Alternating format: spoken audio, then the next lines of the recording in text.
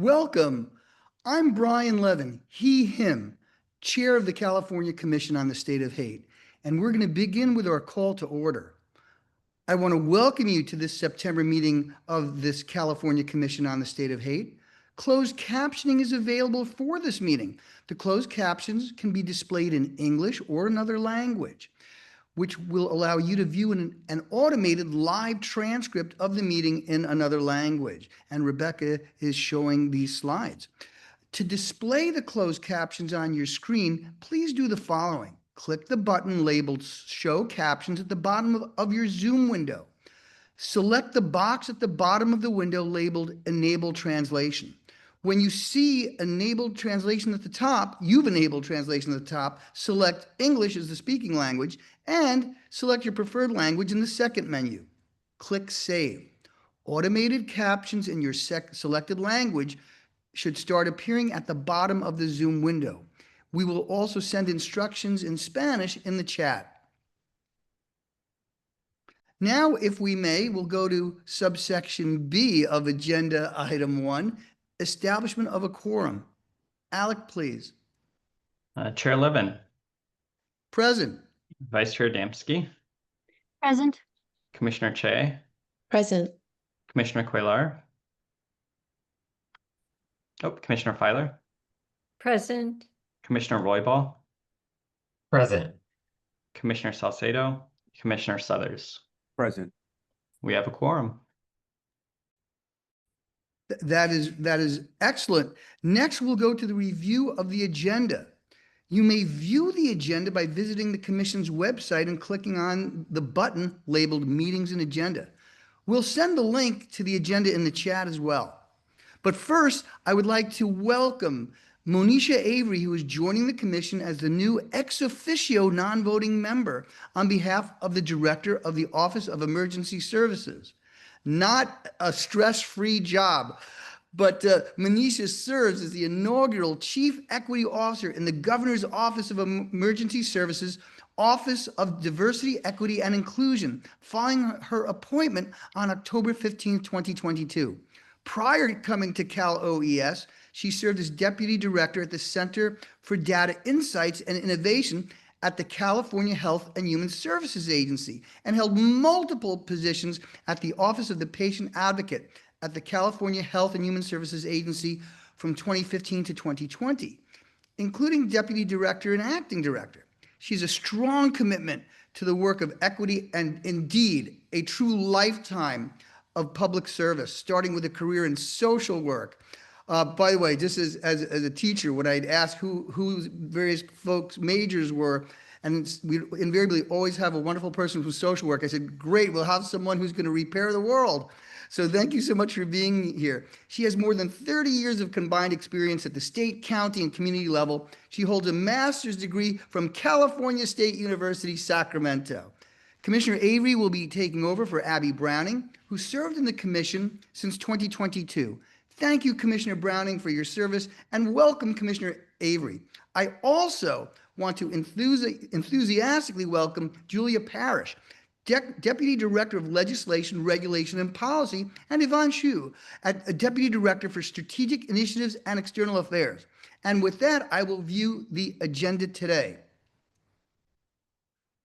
First, we had our welcome and call to order. Then we're going to have our informational presentation by just a renowned scholar in this field. The Civil Rights Department, who will have a wonderful presentation. Please stay for that. The chair and subcommittee statements and updates, discussion of civil rights, civil liberties, commission member announcements, future agenda items, public comment on items not on the agenda, and finally, the adjournment of the meeting. Can we put up the agenda review? For our public comment slide, I'd like to move on to reviewing this process for public comment. If you are joining us on Zoom and would like to make a public comment, which I vigorously encourage, particularly civil, please use the raised hand featured to join the public comment queue. If you are joining us by phone, you can raise your hand by pressing *9 and *6 to unmute.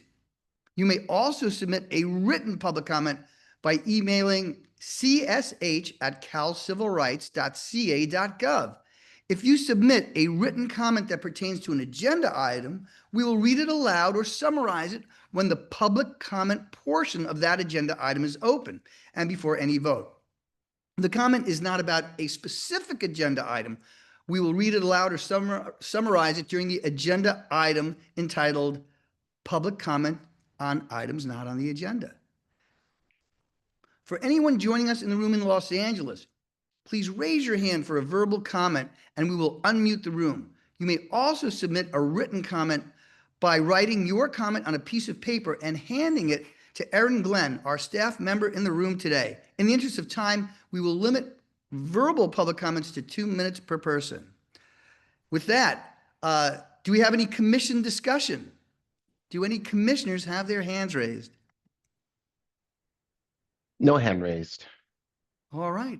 Public comment. Rebecca, do we have public comment on Zoom? No public comment on Zoom. Kevin, do we have any email public comment? No email public comment. Thank you so much. Erin, do we have any public comment in the room? No public comment in the room. All right. Well, with that in mind, then I will move on to agenda item 2. Informational presentation, what 3 decades of official hate crime data tell us. And I am really thrilled about this. We are very fortunate to have a fantastic speaker who I've co-authored with, who I've seen present beautifully at the White House and in other fora. I do want to note that the information presented today does not necessarily reflect the views of the Commission or the California Civil Rights Department. But with that, let me tell you this wonderful background of this beloved scholar. Dr. James Nolan is a sociology and anthropology professor at West Virginia University. Go Mountaineers. Focusing on institutional reform, social inequality, and crime. Dr. Nolan also holds a PhD from Temple University, the Owls. His academic work is informed by an extensive career in law enforcement, which included 13 years as a police officer in Wilmington, Delaware, where he rose to the rank of lieutenant. A graduate of the FBI National Academy, he also served as chief of the FBI's Crime Analysis Research and Development Unit, which provided management oversight for the National Hate Crime Data Collection Program. So as you can tell, I am very thrilled to have him here. And I just came back from the East Coast where I met the current head of the data collection effort. So this is going to be a real fun interchange for me. We'll next go to Dr. Nolan's presentation. And then after that, we'll have both commission and commission discussion rather, and public comment. So without further ado, my fellow colleague, scholar, and dear friend, Dr. James Nolan. Thank you so much for that, Brian, and I really appreciate the opportunity to be here with you. Brian and I have known each other for a long time. When I met him when I was a unit chief at the FBI. I was the unit I served as chief was one of 3 units that managed the development of the hate crime data collection program. So I know something about the data and the restraints and limitations to the data. Can we advance the slide? Next slide. So my presentation, the 3 parts. I want to talk about the strengths and limitations of the data, and then what 3 decades of data show us, with some examples from the UCR summary on the NIBRS data, and then some concluding thoughts. Next slide. So I want to start with the underreporting, and I know this is so criminologists and practitioners and advocacy groups often criticize the FBI data as useless because there's so many missing. Everybody knows of hate crimes that never made it into the data. And so here's a schematic, just a way of thinking about it. And this also includes places where the data sort of leak out. They don't get into the FBI data. So if you look on the left, you see that there is a true number of hate crimes that occur in a jurisdiction or a state or in a country. And this number is unknown. I mean, it's really not knowable. And in a sense, if you see this like assembly line, it goes through these, it goes from the victim recognizing and reporting it to the police recording and classifying it correctly, to the agency sends the state program, their data to the state program, who sends it to the FBI. So at each stage, I mean, there might be a point where there's some number of crimes that are not recognized as crimes or recognized as hate crimes. And so the victim doesn't even recognize. And then there's some that sort of leak out of this process because the victims don't report it to the police for lots of reasons. They don't want. Sometimes they say they don't want secondary victimization. They don't want to be victimized again by saying it to the police and thinking that the police are not going to care. And then there are some times that the police think that the crimes are not worthy of recording necessarily. There might be some question about the data, so they might list it as a miscellaneous report or something like that, or they may misclassify it. They may miss the bias motivation, or they may classify an aggravated assault as a simple assault or something like that. So that's a problem. And then there's some technological problems that can happen too before it makes it into the FBI data. So definitely the FBI publication, what gets into the FBI publication is a small subset. It's like trying to describe an iceberg by what you can see at the top. And so, but the strength of the FBI data, and I'll tell you some more about this as I go on, is that it's likely to be a stable undercount. So therefore, in a given year, the number is way low. I mean, we know this from victimization surveys, but the numbers may be low, but the trends, year-to-year trends, are likely to be reliable. Next slide.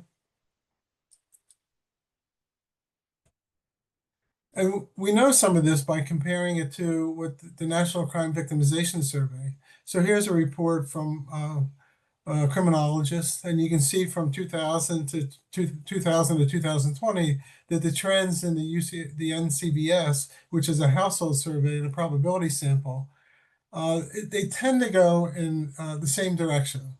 So here you have one official measure of hate crime compared with the police data, and you can see that although you can see the UCR rates 2.6 for every 100,000 people compared to 120, 100 or 120 on the NCBS side, you can see that the volume is way bigger on these surveys, but the trends tend to be the same.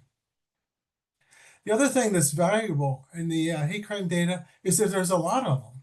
I mean, before there was a data collection program, we speculated, and there were some groups that collected some hate crime data. But if you look at the United States, since 1995, there's been 265,834 hate crimes documented. So these are official reports that are in a data set that you can look at it. In California, at the same time, 44,000. And so there's a lot of value in terms of the data that has been collected, looking at trends, but there are limitations to the data, which I think we all are pretty much aware. Next slide. So I'm going to go pretty quickly through some of these trends, just so that so you can see them, and I can point out one or two things, but I mean, this full data set will be available, and if you have any questions about any of it, but because of time, I just want to point out a couple of things. Since 1995, you can see in this trend analysis the hate crimes in California, the biggest year was 2001, which is not surprising because that was a big year for hate because of September 11th and what happened. If you look at California, that was the year that had the most reported hate crimes throughout this time frame.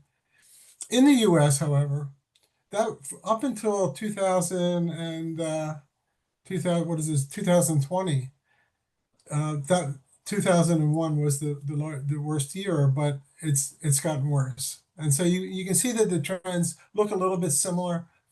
but they're different in some ways. The other thing is when you look at all of the hate crimes together, you might wonder, what about like anti-racial hate crimes and anti-sexual orientation hate crimes? So I'm going to show you pretty quickly the next slide. The first one I'll show you is let's see, anti-Asian hate. So you can see California on the left, and you can see that as it was on decline to 2015-17, then COVID hits, it spikes, and it's come down a little bit, but it's still high. And same thing in the United States. Next slide. Here's anti-Black hate crimes. You can see that they were high in the mid-90s. A lot of things going on in California in the early to mid-90s around race. And in the United States, it's had its ups and downs for sure. But particularly, I want to point out that after 2020, which is in one of the more recent years, this seemed to follow the George Floyd murder and the civil unrest that followed. Next slide. And here we have LGBTQ hate crimes. You can see these trends. And in California, in 2024, that last data point is not reflected. It says 2023, but it's 2024 is really higher than any other year. And same thing in the U.S. total. The hate crimes against LGBTQ is on the rise, and it's pretty significant. Next slide. You have anti-white hate crime was on the decline starting in 2000. It went up a little, and you can just take a look at that. I'm not sure what all of that means at this point, but you can see the anti-white trends. The numbers are low. Next slide. Anti-Hispanic hate crime. You can see also that particularly since 2016 in the United States and in California, anti-Hispanic hate crimes were on the rise. And this is likely the result of a lot of the anti-immigration political discourse. But this is the type of thing that we're seeing. Next slide. Anti-Jewish hate crime. You can see that it's typically always pretty high. It's the most significant anti-religion hate crime, but it's in California and in the U.S. It's higher than it's ever been. Next slide. Anti-transgender. The FBI didn't start collecting transgender until 2013, but you can see since the beginning, it's on the rise and it continues to get worse. Next slide. Okay, so as I warned you, this was going to be a quick look at some of the trends. But now I kind of want to look at how the distribution of data, and these are just examples I'm giving you. You could pick any location in California, or any location in the U.S., and you can look at how hate crimes are distributed by place. And here I have California totals. For example, California 5.5% of all hate crimes are anti-Asian, and in San Francisco that's 12%. You can look at the anti-Black. It's in California 30%, but in San Francisco is 14%. So you can see that the distribution of these crimes are different. The anti-gay male is also different in these locations. So this is one thing that you can do with the national data. Next slide. Here's something, and I know Brian likes to do this. Look at these monthly totals, and I actually got this idea from him. And if in these are monthly totals from January 95 to December 2024, and the redder it gets, the hotter it gets, the more hate crimes. You can see the reddest spot there is the monthly total. These are California, by the way. This was September 11th. In California, the anti-race hate crimes, 40%. The other race, in other words, it wasn't anti-black, anti-white, it was this anti-other category that spiked. And the anti-Muslim hate was usually normally 1%, it was 11%. So you can see how that day, that day made a difference, but it cooled down pretty quickly. If you look at October of 1995, this was 197. So this was the day of the OJ verdict. 40% of hate crimes that month are anti-black, when typically they're 30%. You get down to, let's see, June of 2020, you see this is the George Floyd effect, and you have anti-black hate crimes during that month, 47%, normally it's 30%. You get down to the bottom, you have the 223 223 hate crimes, 23% were anti-Jewish. This is comes in that month was the Hamas attacks, the Gaza war started. And so you can see how these national and international events can be picked up. And this is one way of validating some of the data. In other words, it's again, there can be criticism. Well, the numbers look small, but yes, but they're small. But it's like you have to have not an accounting mentality for this. An accounting mentality is that you want to know how many dollars you have in your bank account. But a statistical mentality is like these are somewhat estimates of, are these valid estimates of the number of hate crimes that occur, and these valid estimates have these confidence intervals around them. So, but it's useful, I think. Next slide. The next thing I just want to show you briefly is that when hate crime data collection started in the 1990s, it was part of what they call the UCR summary system. So the summary system was, so for example, Sacramento reports some number of murders, rapes, robberies, and those types of things. They just reported the counts, and they reported the number of people arrested by age, race, and sex. But with NIBRS, every report that a police agency has in its records, the entire report, with not the narrative, but a lot of data elements get sent to the FBI. And so with NIBRS, you can compare non-hate crime crimes, non-bias motivated crimes with hate crimes. And I show you this is one way to think about it, is if you do odds ratios. So in the example up top, you have a hate crime. You do a 2x2 table. A hate crime, was it a hate crime or not hate crime, arrest or not arrest, or anything. So if to create an odds, you say A divided by B, the arrests over the no arrest. For hate crimes and non-hate crimes, you develop a ratio, and then you can do a percent difference. And I'm going to show you some of those in a minute, but just so you have this framework in mind. So I give an example at the bottom. If you look at hate crimes and whether they were multiple victims or one victim in the incident, you can see that there's a small number of hate crimes. And these are California numbers. There's 333 multiple victims and 1,600 incidents with one victim. Now the bottom number, the non-hate crimes, is a much bigger number, but you can see the odds of multiple victims with hate crimes, 0.2, over the odds of a non-hate crime is 0.11. The odds ratio is 1.85.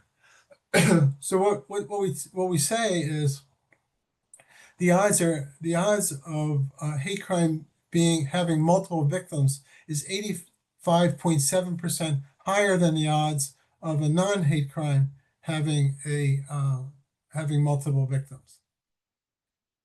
So that's the framework to think about. And I'm gonna run through some of these so you can see an example. This is not all of them. This is just an example of some of the things that you can do with the data. Next slide. So again, at the top, you see that these are in these 2-year period, the 2023 and 22. In the U.S., there were 23 million plus crimes, and 17,000 were hate crimes. In California, 1.8 million crimes and 1,000, almost 2,000 hate crimes. So you can look at how do these non-hate crimes compare to these hate crimes. So in the U.S., hate crimes have 27% higher odds of serious injury than non-hate crimes. That's 28% in California. Hate crimes have 64% higher odds of having an individual person versus a non-hate crime, and that's 30% in California. Hate crimes have 17 times higher odds of having the victim as a religious institution versus a non-religious institution.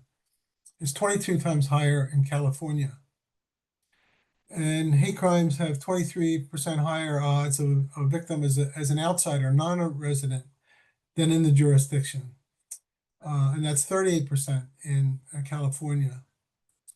And hate crimes have, in the US, hate crimes have a 30% higher odds of a Black victim than a non-hate crimes. And that's 260% higher in California.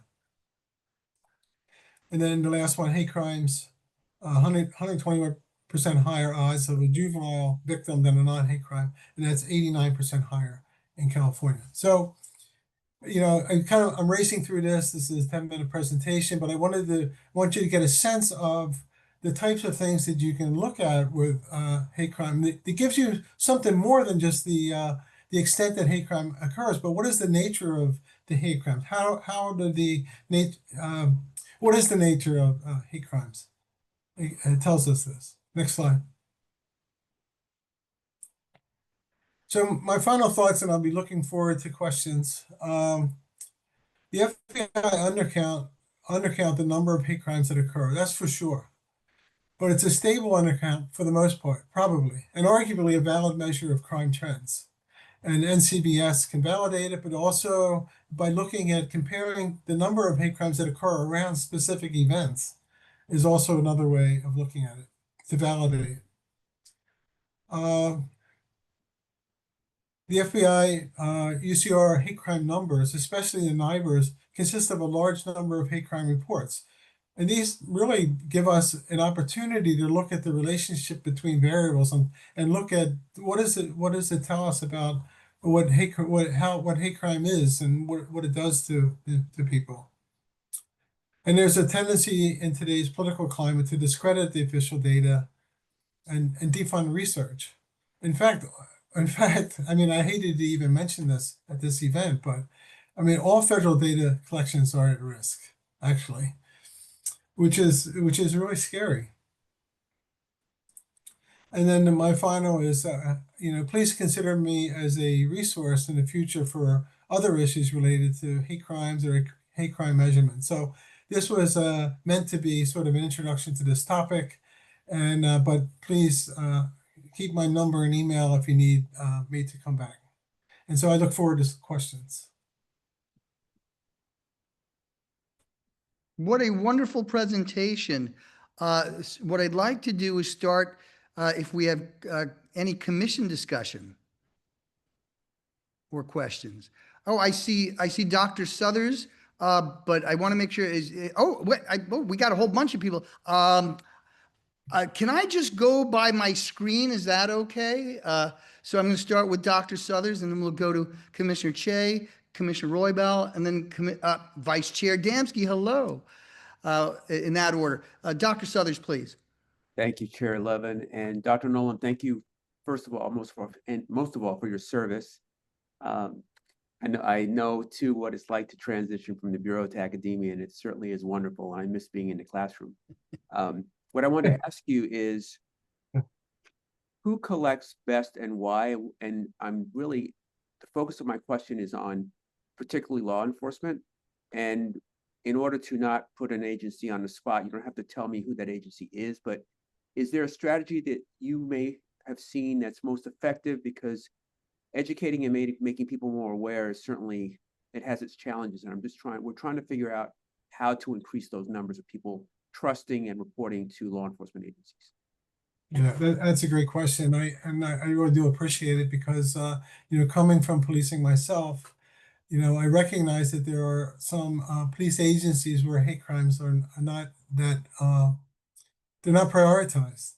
In fact, in the early 2000s, I did a research study that included 4 police agencies. One was Sacramento, and I looked at what are the conditions in the local agency that either encourage or discourage reporting. And things like, is it recognized and valued as reporting? Do the officers see this as a sort of a political category of crime and not a real crime in a sense? And so there are these forces that encourage and discourage reporting of hate crimes within a police department. Now, this was in the early 2000s that I conducted this study, and I think that hate crimes are more accepted as a category of crime today. I'm not in police agencies, but there's so much more work to do. And in my study with the 4 agencies, 2 agencies had lots of discouraging forces within the agency, and they reported hardly any hate crimes. But the agencies that had, in really measurable ways, where the idea was that the staff and the leadership supported hate crime reporting, encouraged officers to report it, and where the officers felt like this was important to the community, for us to listen to what they were saying and make it and document it. These places were really good reporters, and so I think there's something to that idea. This force field analysis of encouraging and discouraging forces. Thank you very much. Sure. Thank you, Dr. Southers. Commissioner Che, please, the floor is yours. Thank you. Yes, thank you so much, Dr. Nolan, for your presentation. And there is, I think, a lot to unpack here, but I guess I'll focus my question on the fact that I do appreciate the provision of the data within the context of what is happening domestically and internationally. And we have cultural moments where you can see very clearly the rise in hate for particular groups. I had wondered, I have 2 parts to my question, which is that in what ways was the information that you were able to provide, including the analysis, used by different federal agencies to inform prevention strategies? And I'll just cite one example that you had on your slide deck, which is that 89% of crimes that were hate crimes were likely to be committed by juvenile. And so that to me is very, very striking, and please correct me if I interpreted that specific stat. And then second is, it does make me very concerned about the politicization of what is happening right now and the suppression of data. What recommendations would you have for California to make sure that our data collection and infrastructure can at least make sure that we are collecting, we have a sense of what are doing our best to collect the data so that we can be really informed about our strategies? Thank you. Thank you for that question. The second part of that is, it worries me a lot because there's been a lot of effort put in at the federal and the state level. I mean, having been on the ground floor as the hate crime data collection program was being instituted, there's 18,000 police departments in this country, and to get this to the point where we have more agencies reporting than ever before, and is somewhat stabilized. It's taken 30 plus years to get to this point, and we have the risk of someone coming in and just canceling it.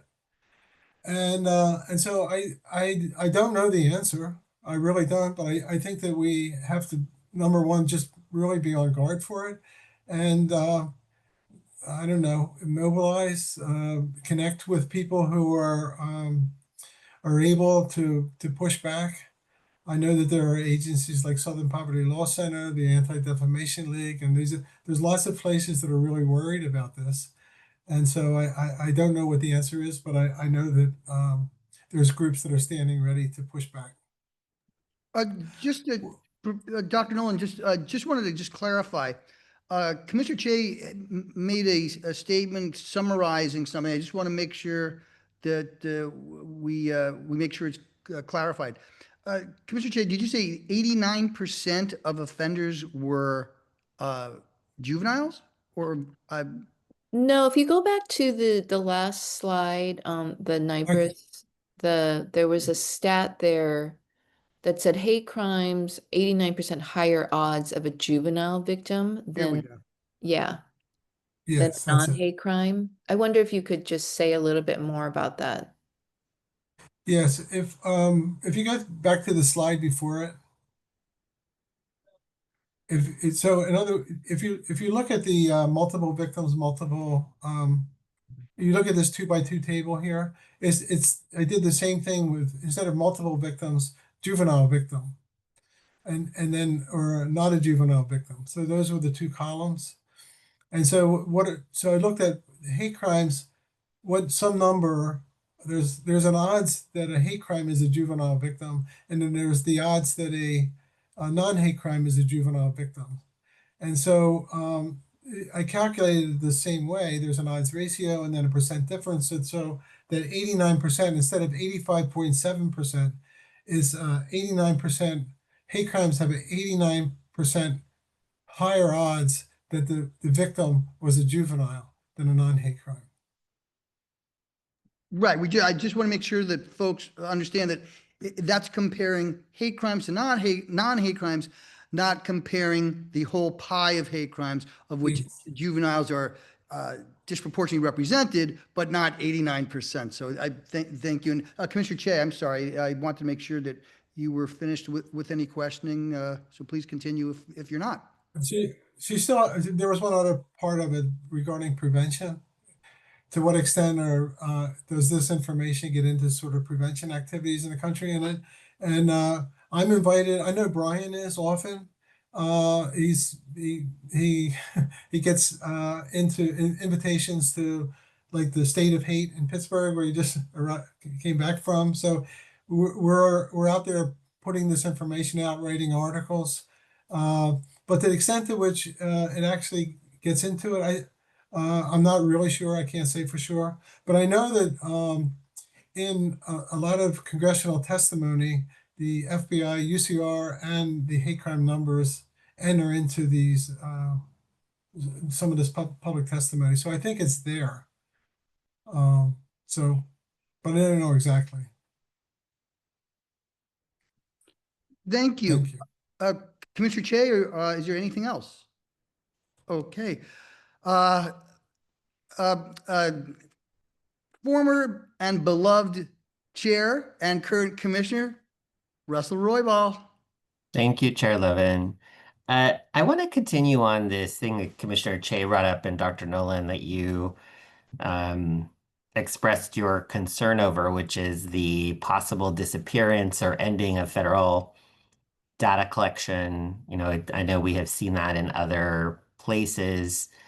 So I have a question and a comment. The question is, what do we do if that actually happens, right? I mean, in particular, our commission's work is so reliant on data collection, so much so that we commission pieces of research to fill in the gaps that the data doesn't tell us.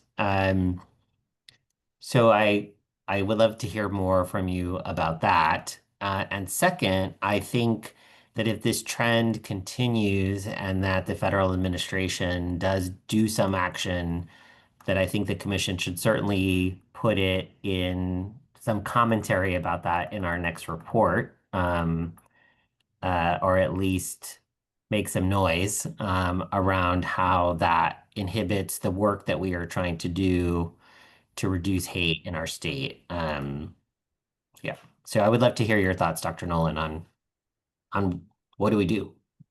Yeah, it's one of those things that you don't even want to bring up because you don't want to trigger that thought, and so in some ways I was hesitant to bring it up today, but I do think that we have to talk about it. I mean, what you see in the political discourse is a denial of data and statistics, and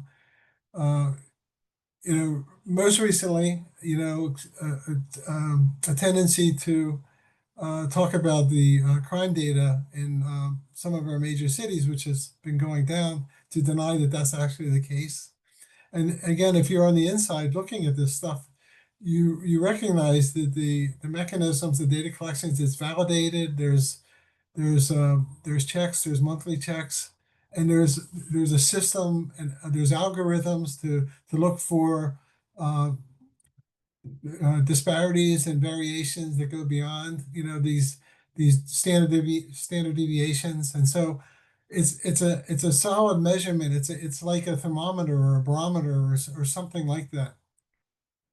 But to just discredit it is just it's really scary. And so I do bring it up today. I don't have answers. I think that it should be taught. I guess it should be talked about by the people who rely on the data, figure out what would happen if anyone ever tried to stop it, to cancel.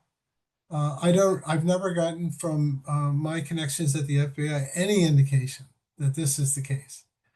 The people who are doing the UCR numbers are just nose to the grindstone and just continuing to do this. The police officers that are doing it are, so there's no indication that this is going to happen, but I don't know. We need to be ready for it. The one thing I'll say about that is, as all of us know, in particular, all the commissioners represent communities that could be made invisible by the erasure of this data. Certainly the fact that the trans data has only been around since 2013, and by the charts that you've shown, the epidemic of violence that is perpetrated against trans people, I really hope that we do not come to that. But I think as a commission, we should be ready to talk about that or respond to it in some way through the vehicles that we have available to us. Thank you. Thank you, Dr. Nolan, again. Sure. I want to make one more comment. I thought that I had is, as horrible all this is, let me brag about Brian Levin for a minute. When I met Brian, he was at Southern Poverty Law Center, and he was making telephone calls to police agencies, and he was asking, because the FBI took so long to get the statistics out, so he was asking agencies who had the data ready, how many hate crimes have you had? And so he would get some number of big agencies and then predict what the trend would be. And he was almost always right. We all laughed about it because Brian, in like 10 phone calls, could figure out what the trend line was going to be. And so I would say this: we're not going to be erased, in terms of those numbers.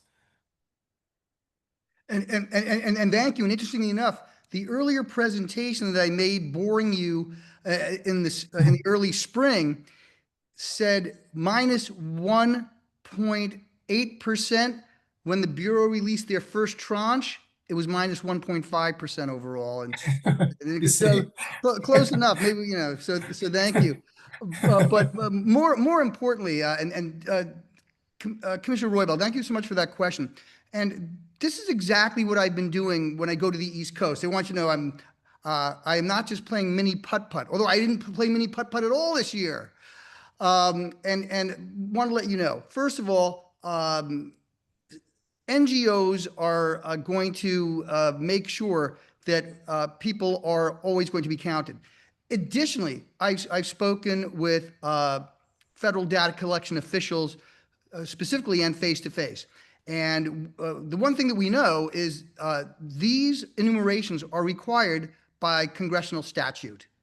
So the first thing I would do if I heard that is consult with my friends on this commission, and then next consult with my friends in Washington, D.C. And I'm sure that somebody would initiate a federal lawsuit to make sure that the congressionally mandated, that's why we did it, by the way. In other words, there were certain things we wanted to do, have particular congressional mandates within the statute. And the COVID-19 Hate Crime Act has that. That being said, when we have an administration that skirts or runs counter to judicial decisions or congressional statutes, if that were to happen, I think two things would happen. One is that folks like me would do a shadow collection, which I do anyway. And number two, there would be an almost immediate challenge, because this is very explicitly statutorily required by federal law. So I hope that calms people. I just wanted to make sure I said that, because I literally was just in the Thank you. Post discussing that. So thank you. Any other comment before I move on to our marvelous vice chair, There's one- who I would love to see again now that I am back in Southern California? Vice Chair Damsky. Thank you, Chair Roybal. Thank you, Chair Levin. I'm living in the past. Wonderful to see you. Welcome back to San Diego.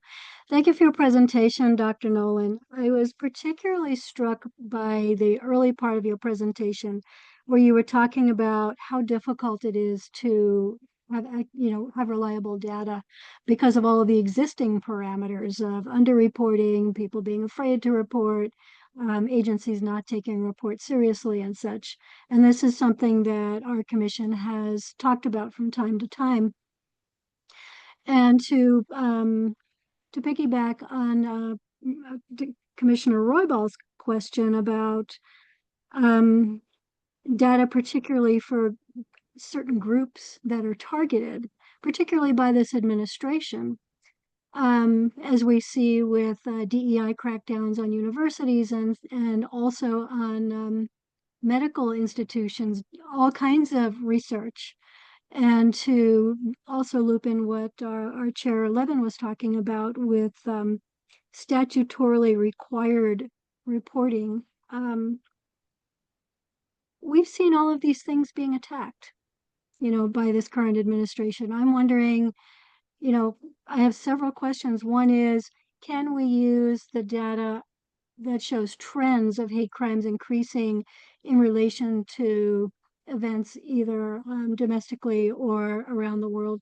Can we use that data to extrapolate when similar events happen in the future about which communities we might look at protecting?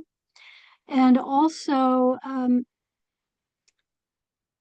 what other safeguards do we have against an administration that likes to cut funding for important things, to put it simply?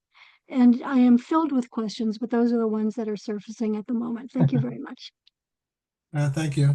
Well, I think the trends are easy to look at, but they come late. This is the problem with some of this hate crime data. I mean, in August, the 2024 data was just released. So I know that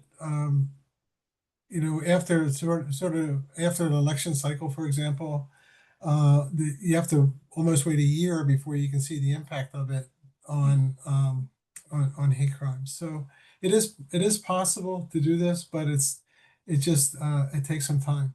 But you can look locally because major agencies, they have their data in real time. You can look at LA and San Diego and look at the impact of what's going on nationally and internationally at the local level pretty quickly. So the trends are safeguards. We talked a little bit about it. I think what Brian said earlier was that you have NGOs, you have the statutory protections, you have a group of people that will stand up against any sort of attempt to diminish this data collection. So I think we'll be okay on that regard. Thank you so much. I appreciate your presence here Sure. today. Thank you. And I just have a quick comment and then just a question. First is, and this just happened, but let's not get ahead of our skis here. The FBI starting this month in fact, this week, is now making their webpage live updated through 2025. That's the good news. The bad news is, unlike what Dr. And that's why I didn't want to appear like I'm contradicting him. The car's out there, but the tank ain't exactly full. So what I mean is the availability of agencies having their data live updated is now live. The problem is it's like saying, okay, kids, you can hand in your your final essay in March, but you get most of them in June, right? So, but technically, and that's why I want to put a big caveat on that. While the FBI just went into live updates, and you can even do live updates for California, when you have the whole country, you might be getting a very small trickle of those live updates compared to a more concise city or county, which updates it every month, like some of our jurisdictions in California. So what the good news is you can go and try and look at those live updates on the FBI CDE website, but you will get a very low participation level, so the numbers are not going to be particularly illuminating. So if there's one piece of good news, a lot of the bumps and starts and stops that we had are at least becoming flattened as more places go into the more efficient NIBRS platform, which is a national incident-based reporting system. It's just they're not participating. So just so you don't hear contradictory information, Dr. Nolan is exactly right. If you went in there, there's not going to be a lot of candy on the shelf with regard to data. I had a quick question I wanted to ask you about. One thing that Maya Berry rather presented on the East Coast was a really disturbing number for certain groups.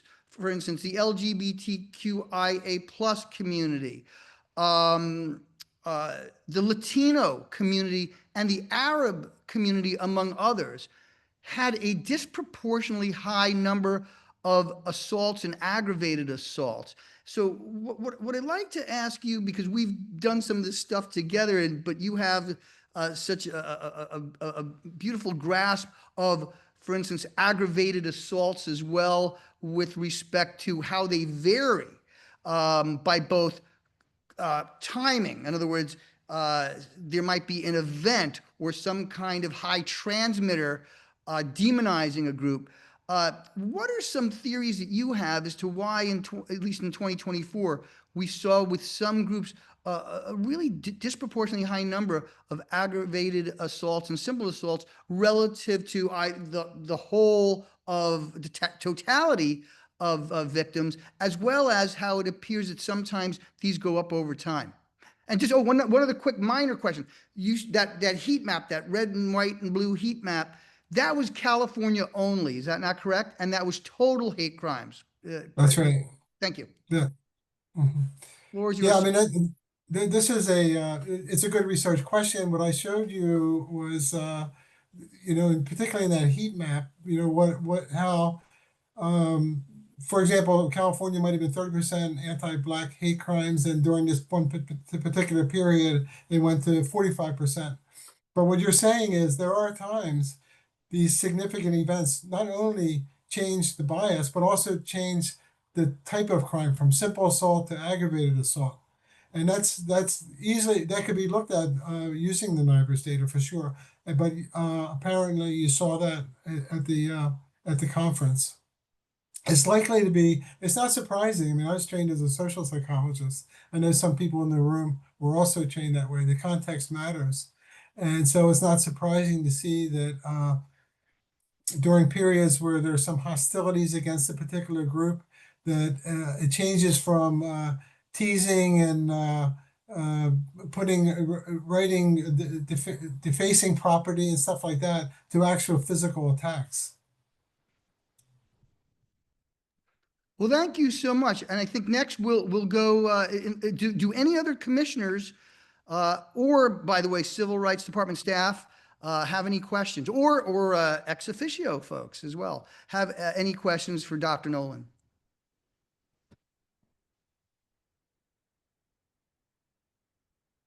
That looks like we don't. So what I'd like to do is, Rebecca, do we have any public comment on Zoom?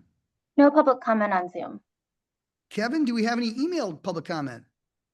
There are no email public comments. Thank you so much. And Aaron, do we have any public comment in the room? No public comment in the room. Fantastic. On that note, I would like to give my heartfelt thanks to Dr. Nolan and let you know if you're up for it. I know there's a journal that would love to hear from you or us or in some combo. So depending on what your schedule is, let me know because I was singing your praises to folks and they're extraordinarily interested in seeing this kind of stuff. I don't mean to put more stuff, exercise some legerdemain, put more stuff on your plate. But thank you so much, Dr. Nolan, and go Mountaineers. All right, thanks, everybody. I really Thank appreciate it. Thanks, you. Mark. All Thank right, you so bye-bye. much. Next, we'll jump to something I'm very excited about, the Civil Rights Department report. And for that report, I will start by handing things off to Director Kevin Kish, who I have great admiration for. And then we'll turn it over to Dr. Rebecca Goodsell to discuss the incredibly interesting yet disturbing data coming from California versus hate. Without further ado, Director Kish. Thank you, Chair Levin. Good morning, everyone.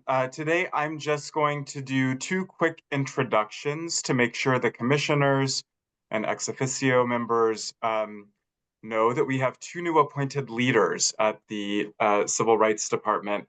And I'll start by introducing Julia Parrish, who has joined us last month as Deputy Director of Legislation, Regulation, and Policy.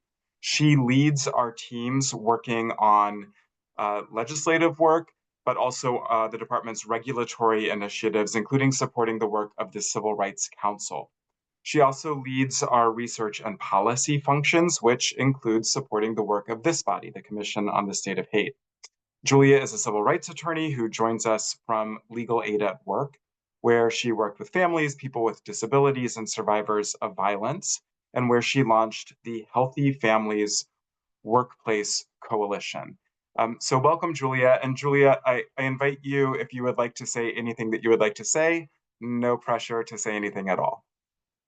Thank you so much for the introduction. Yeah, just really quickly, I want to thank the commissioners and the members and the public and Professor Nolan for the presentation today. I really look forward to working with all of you as part of my new role here at the Civil Rights Department to carry out the incredible work and mission of the commission.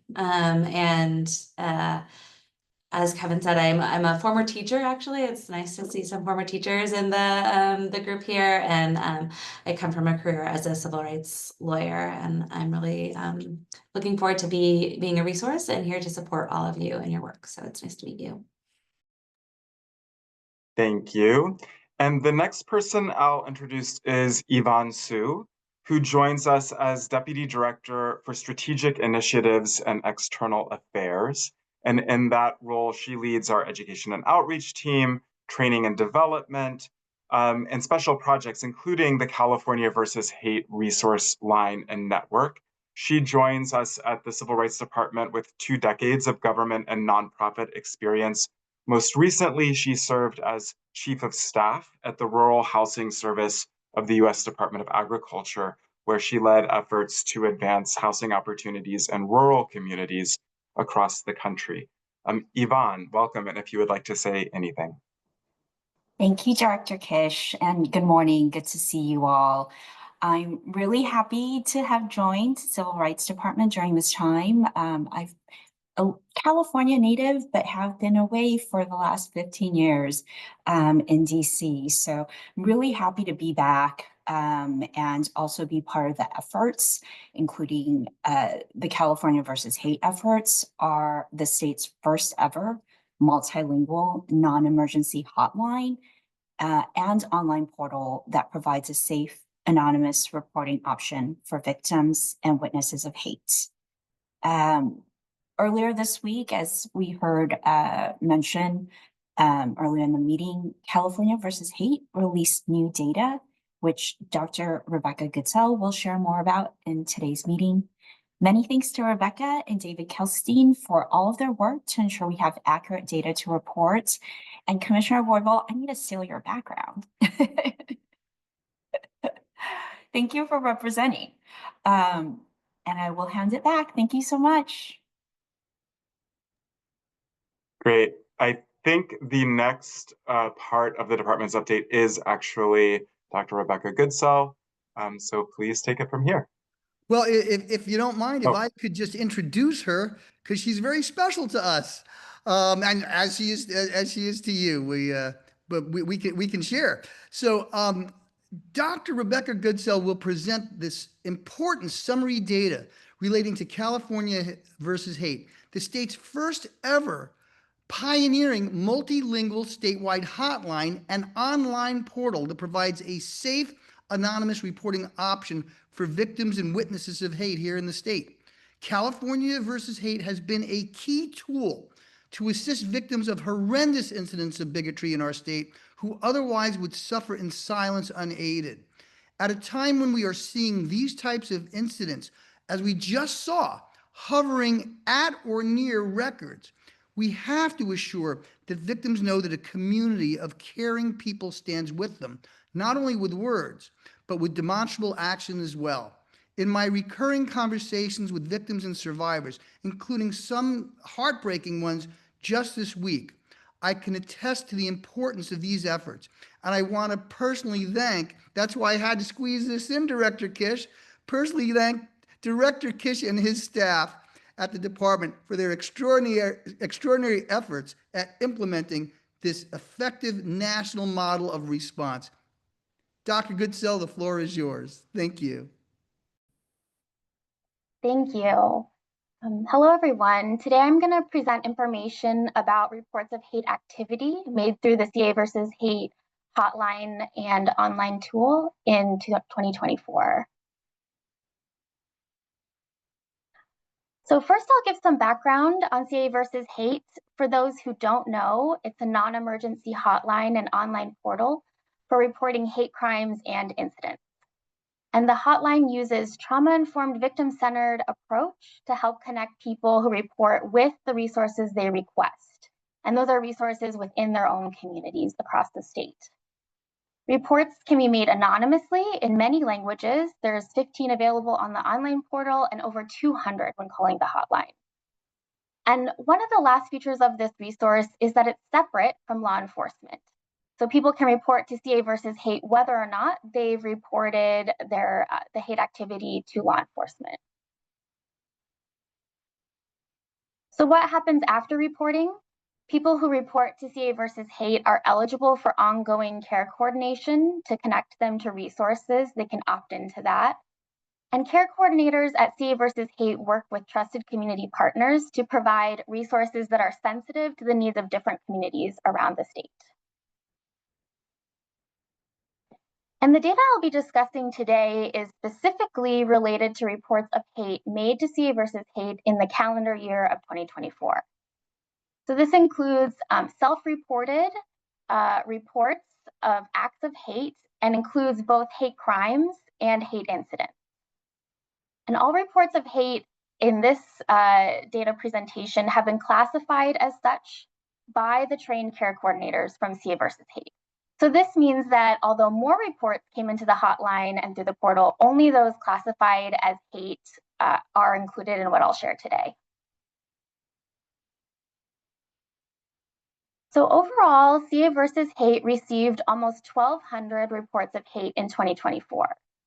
Although the hotline and website received more reports, as I mentioned, 1,180 reports were confirmed to be acts of hate by care coordinators who reviewed the reports. And of these reports of hate, more than 2/3 of those who reported agreed for follow-up with a care coordinator. Care coordinator services include referral to hundreds of unique referral services, and these include things like grief counseling, consumer fraud reporting, housing discrimination assistance, loyal referral services, and suicide prevention hotline.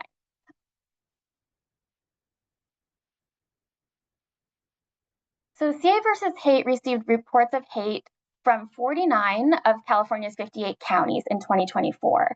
And this includes all 10 of the state's most populated counties. On the side of the slide, you can see a heat map of reports of hate to see versus hate in 2024 by county. And as you can see on the map legend, the darkest pink or purple reflects more than 100 reports of hate for the county. The lighter pink represents 50 to 100 reports of hate. The orange represents 10 to 49 reports of hate, and yellow represents 1 to 9 reports of hate. This is also available in the infographic released with the press release, and we'll link to that at the end of this presentation.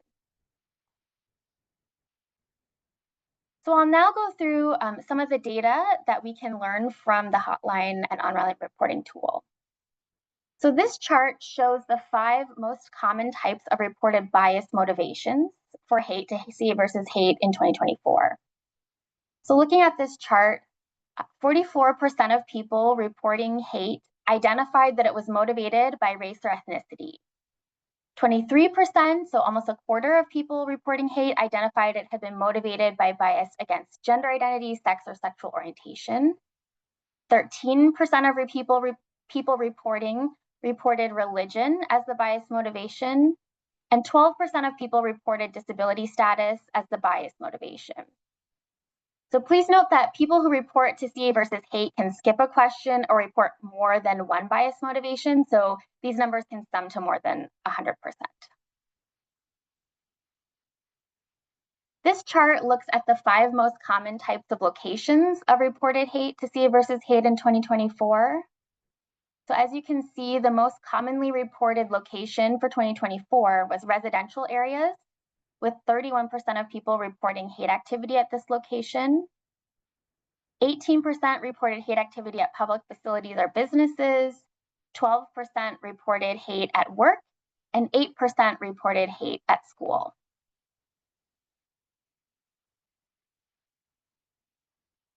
And then finally, this chart shows the 5 most common incident types reported to CA versus hate in 2024.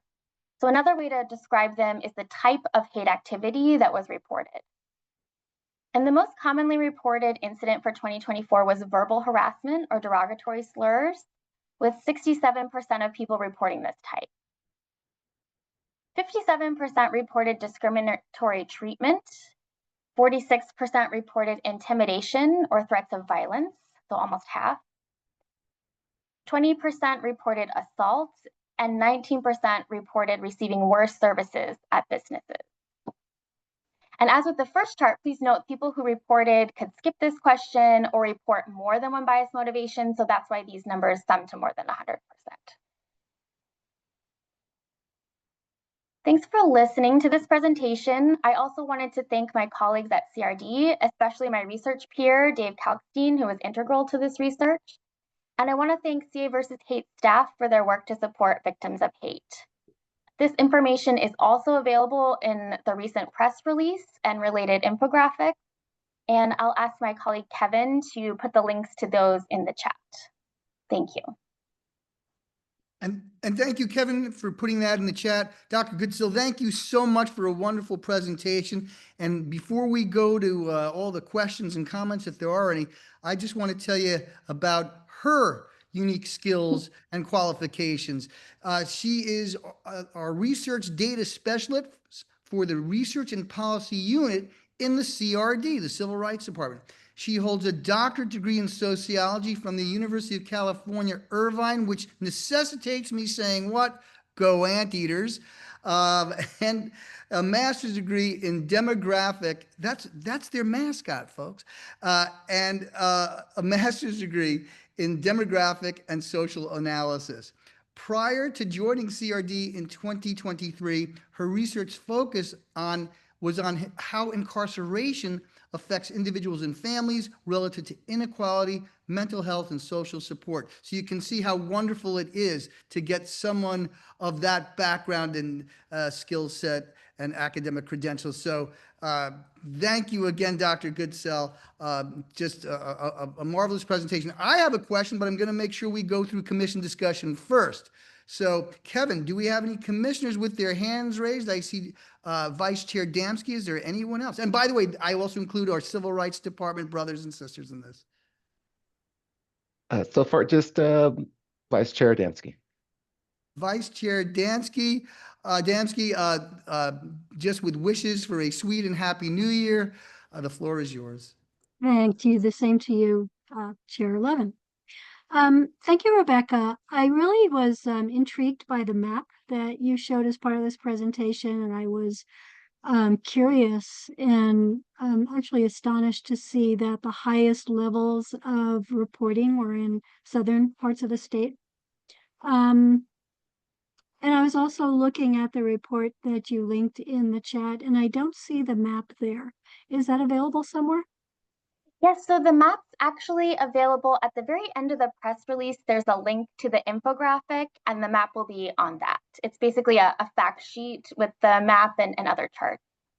Thank you. Do we have any insights about why we see such a higher incident of reporting is in the southern part of the state? Do we think that's because California versus hate is perhaps more well known there? Or are we actually having more incidents there, or can't we tell the difference? So the information here and in the press release is what we can readily share and what we readily understand about the data, but I know the CA versus hate team does work to look at this and see what they can do to promote this throughout the state. Thank you. I can add just an insight, which is to some degree, this actually tracks numbers that we also see in just regular complaint filings. If you keep in mind that Los Angeles is by a large measure the most populated county in the state, and then followed by Orange County, San Diego, Riverside, San Bernardino. These are the most populous counties, and so we typically see the most filings from them.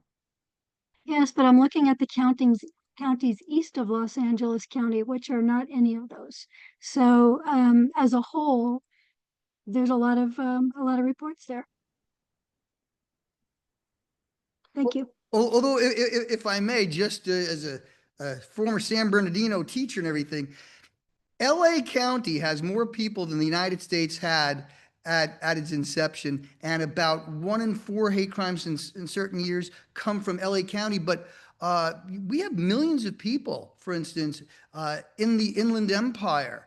And again, 3 million people in Orange County, 3 million people in San Diego. So some of this is going to relate also to density and population. So I'm just going to chime in with Director Kish, but I'm going to be quiet now because we got a bunch of hands up. If I could go to... Before we move on, I Yes, have one please. more follow-up question. Absolutely. So is there a way to evaluate this data as a percentage of population, so we could see not just pure numbers, but also, what is the ratio of reporting?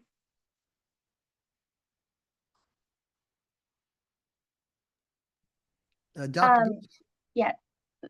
Thanks, Vice Chair Damsky. Yeah, this is what's readily available from the numbers.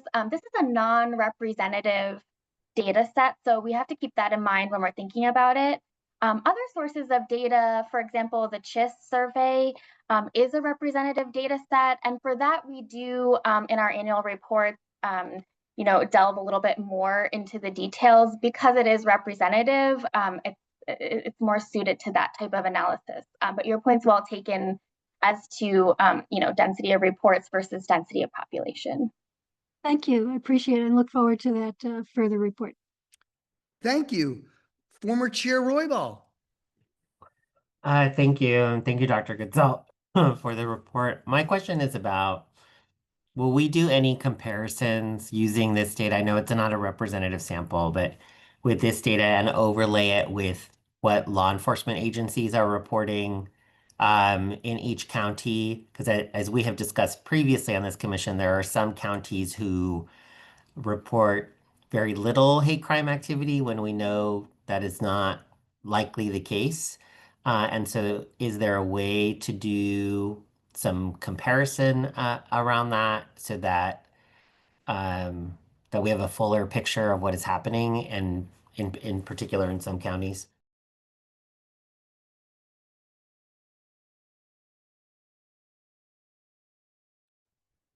I'll chime in. Thank you for the question, Commissioner Roybal.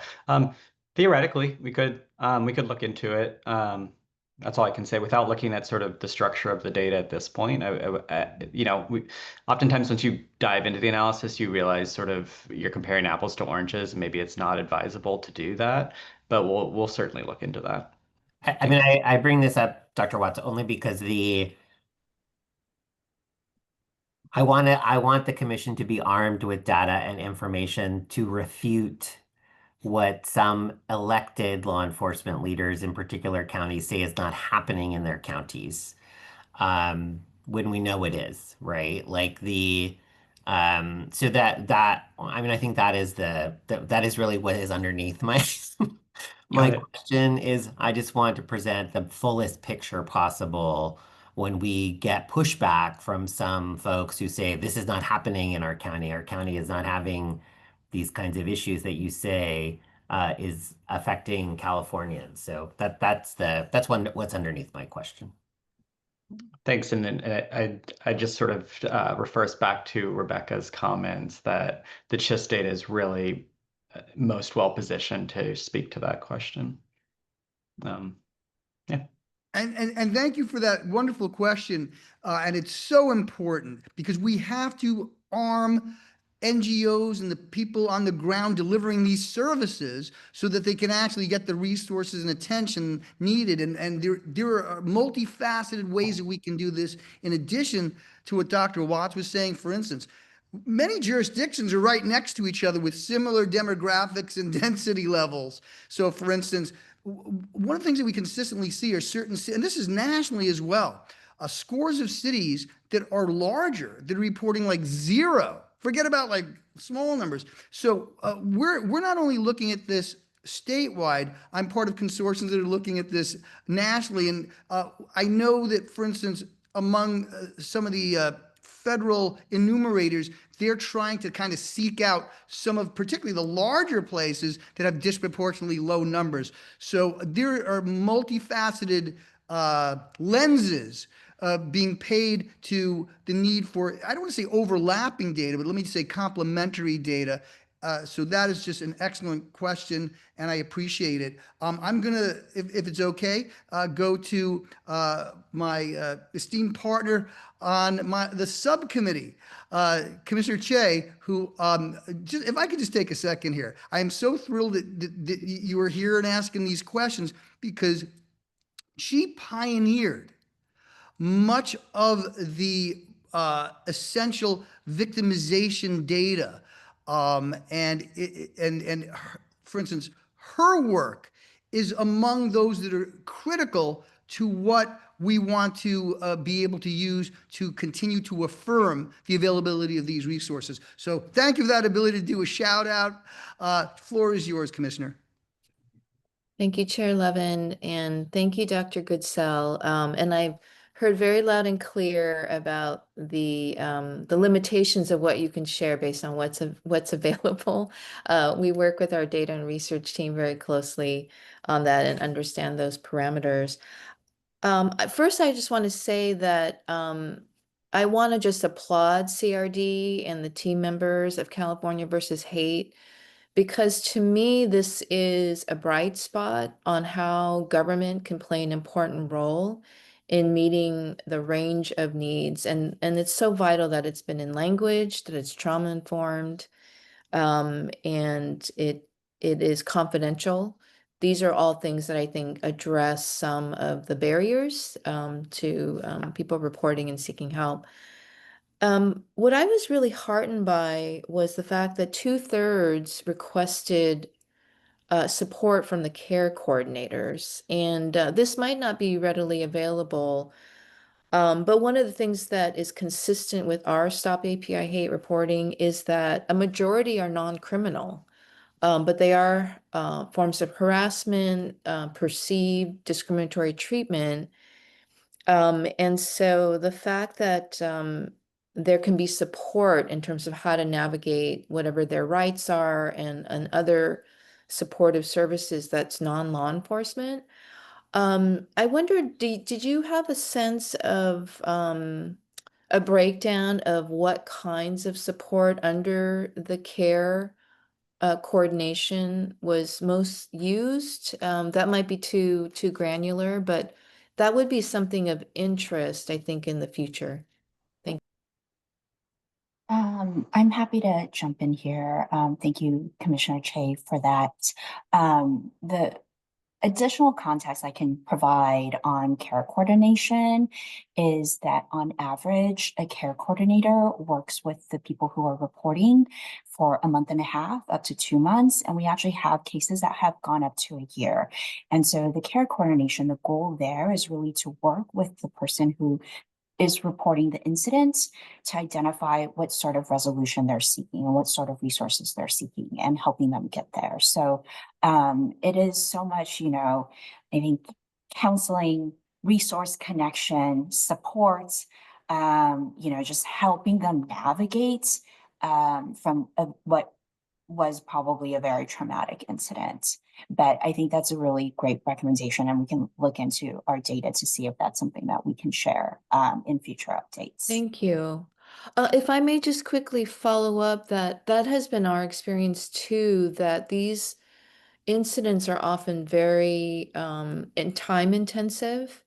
And there are two things that I think are really important, which is to be able to talk with somebody that is sensitive and doesn't diminish. And that it goes to the principle of no wrong door, right? That there is an effort to connect, to do warm handoffs. And I think that's really interesting that on average they take 2 months and potentially longer, which really that's something I think to really think about in terms of the numbers are impressive, but also like the intensity of the case management, if you will. Thank you so much. And if there's one thing that was reiterated when I went to the East Coast and talked to victims and survivors, it is how they get secondarily victimized by a failed response. And that included people here in California, which is why I would like to, at some point, we'll talk about it more later, to get victim and survivors' voices either in these meetings or community fora. Not that we haven't, but to do it more, because it was shocking what people went through, and I don't want to violate personal, private things that folks told me. But anyone on this committee and commission and the CRD staff would have been horrified to hear how along the chain of response the ball has been dropped. So I so appreciate your questioning, Commissioner Che. Commissioner Filer, you are going to be so missed. The floor is yours. I just wanted to bring up, and I know it was said earlier, that based on 2 of our public forums that we had, I am a little concerned when I look at the map that there are counties and areas in California where we do have populations or people that are fearful to even call into a hotline. Some of them, I know when we were up at the reservation, some of the concerns and fears Native Americans had around it. When we were up in Fresno, some of the other communities there that still are hesitant to come forward and even call into our hotline. So I don't know, when we look at other places on the maps, I do understand the density of like a city of Los Angeles, where of course we could have a higher number of incidents that are being reported, that there still are areas in California where people are fearful to even call a hotline.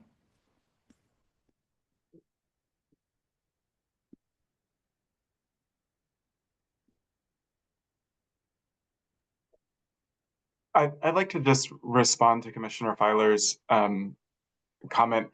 I think this is one of the great values of having an education and outreach team at the department. And one of the reasons why I've championed that team, because Yvonne and her team can take a look at this map and go to the places where no one is reporting, figure out who is on the ground there and what's happening, our community conflict resolution team can reach out to folks in those communities and figure out. So I do think what your comment speaks to is a need for us to make sure that we are affirmatively, and we are in many of these places, but to make sure and reaffirm the importance of affirmative outreach to communities where people are less likely not just to report acts of hate, but to report any kind of legal violation. Yeah. Thank you. We are very intentional about going to meet people where they are and also really targeting underserved communities, rural communities, our Indigenous communities. And we actually have Erin from our outreach team who can talk a little bit more about that and maybe even highlighting some of the work that we did during Labor Week. And I think that's a really great example of meeting people where they are. Erin? Yeah, hi, thank you. I'm actually glad that I'm able to speak about this a little bit. We are definitely very intentional about meeting folks where they're at. And what does that mean? That means really trying to seek out groups of populations who don't have the opportunity because of, time constraints, work constraints, what's happening with immigration and all of the ICE raids at the moment.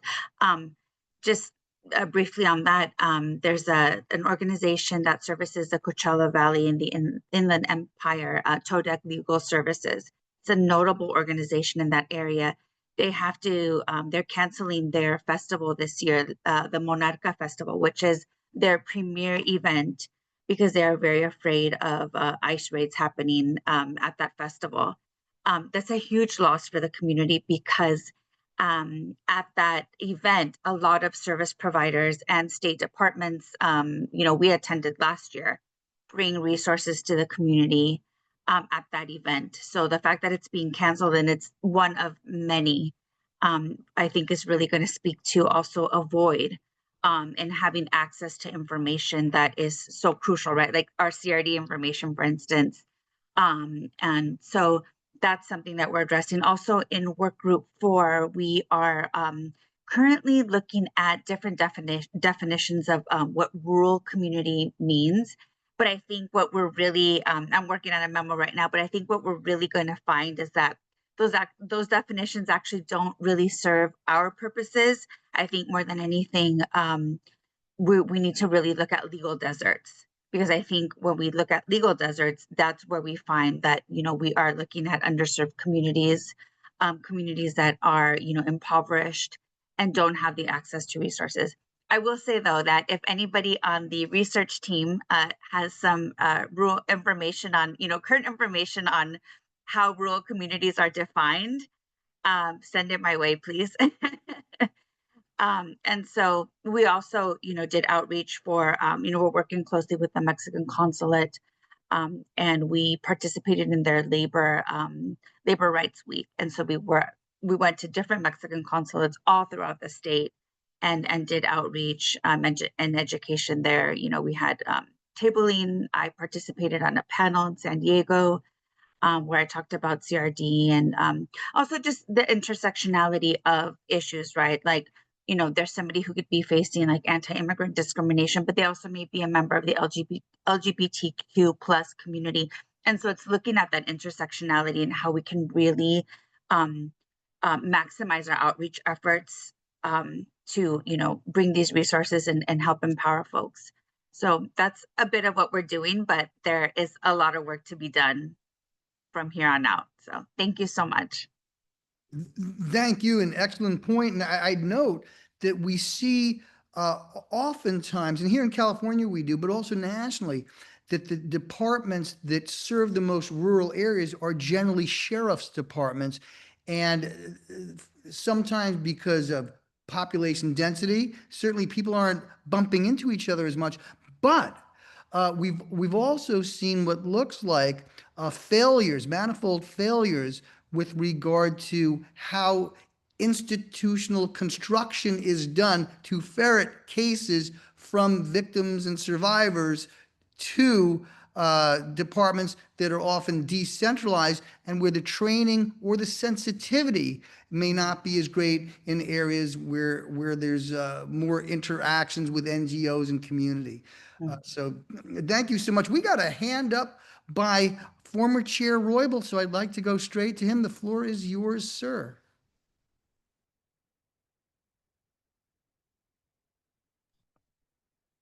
Commissioner Roybal. Sorry, I was fighting over the mute button. Thank you, Chair Levin. The only other thing I was going to add was I think that there is some real synergy around some of the work that some other commissions are doing, including the Racial Equity Commission. I got to attend their meeting, I think a couple of years ago now, or a year and a half ago now, that was in Delano, right? So they're not necessarily doing some of their work in the major urban centers of the state, but I think that there could be some collaboration that could happen with groups like the Racial Equity Commission to get this information out. Thank you so much. And I discussed some of that with other commission folks when I was in Sacramento early in the summer. Let's keep doing it. And you have some great connections as well. So we're going to all hands on deck in this time. Are there any other commissioners or Civil Rights Department colleagues that have any questions or comments? I want to make sure that they're all heard. Or Dr. Goodsell, if you wanted to add anything.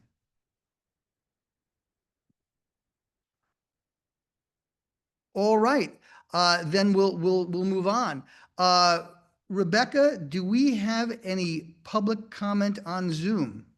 No public comment on Zoom. Kevin, do we have any emailed public comment? No public comment via email. Aaron, do we have any public comment in the room? No public comment in the room. All right. On that note, I will then move to agenda item 4, approval of the minutes. These are the minutes from the July 23rd, 2025 commission meeting. We will now move on to approval of these minutes from the July 23rd commission meeting, which are attachment A.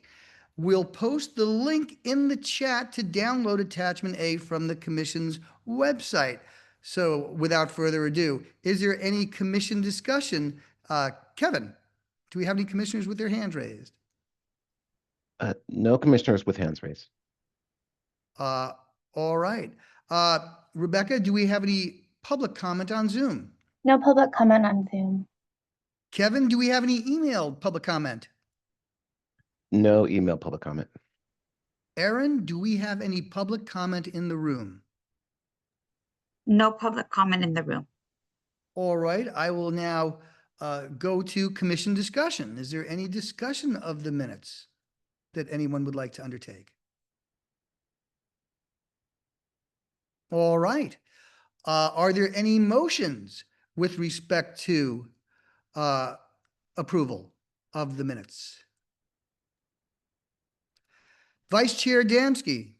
Thank you, Chair. I'd like to move approval of these minutes as written. Thank you, Vice Chair, for not only this, but everything you do. Is there a second to the Vice Chair's motion? Commissioner Filer. So moved. Thank you. May we vote and have Dr. Watts take the roll? Chair Levin, Aye. Vice Chair Adamski, Aye. Commissioner Che, Aye. Commissioner Cuellar, Commissioner Filer, Aye. Commissioner Roybal. I am going to abstain from that because I was not present. Commissioner Salcedo, Commissioner Suthers. Aye. We have 5 ayes and the motion passes. Fantastic. We're going to then move. I'm sorry. I think we move on now to the September 5th, 2025 Community Forum under subsection B. These are listed as an item attachment B, and we'll post that link in the chat to download attachment B from the Commission's website. So is there any Commission discussion Kevin, do we have any commissioners with hands raised? No hands raised. All right, we'll move to public comment. Rebecca, do we have any public comment on Zoom? No public comment on Zoom. Okay. Kevin, do we have any emailed public comment? No public comment on email. Fantastic. Aaron, do we have any public comment in the room? No public comment in the room. All right. I will now move to commission discussion. Is there any discussion on this just wonderful community forum? I guess that was it. Okay, then let's move to a motion. Do we have a motion to approve these minutes of the September 5th, 2025 Community Forum? So moved. Thank you. Do we have a second? I'll second. Thank you, Dr. Suthers. Dr. Watts, would you please conduct a roll call vote? Yes, Chair Levin, Aye. Vice Chair Dembski, I will be abstaining since I wasn't able to attend. Commissioner Che, Aye. Commissioner Cuellar, Commissioner Filer, Aye. Commissioner Roybal, Aye. Commissioner Salcedo, Commissioner Suthers. Aye. We have 5 ayes. The motion passes. Commissioner Filer, it was one of my favorites of the ones that we've done, like really outstanding. Thank you. I actually found it to be pretty incredible and learned a lot myself. Fantastic. Thank you. Are there any other comments from Civil Rights Department staff or commissioners? Fantastic. I echo former Chair Roybal's sentiment. We're going to move on to number 5 then, if it's okay. Chair and subcommittee updates. So I guess today I'll start on it. I'm going to have some administrative issues before I go into some substantive ones. So without further ado, we encourage you to sign up for the commission's listserv to receive announcements about commission meetings and community fora, as well as commission reports. We'll share that link in the chat.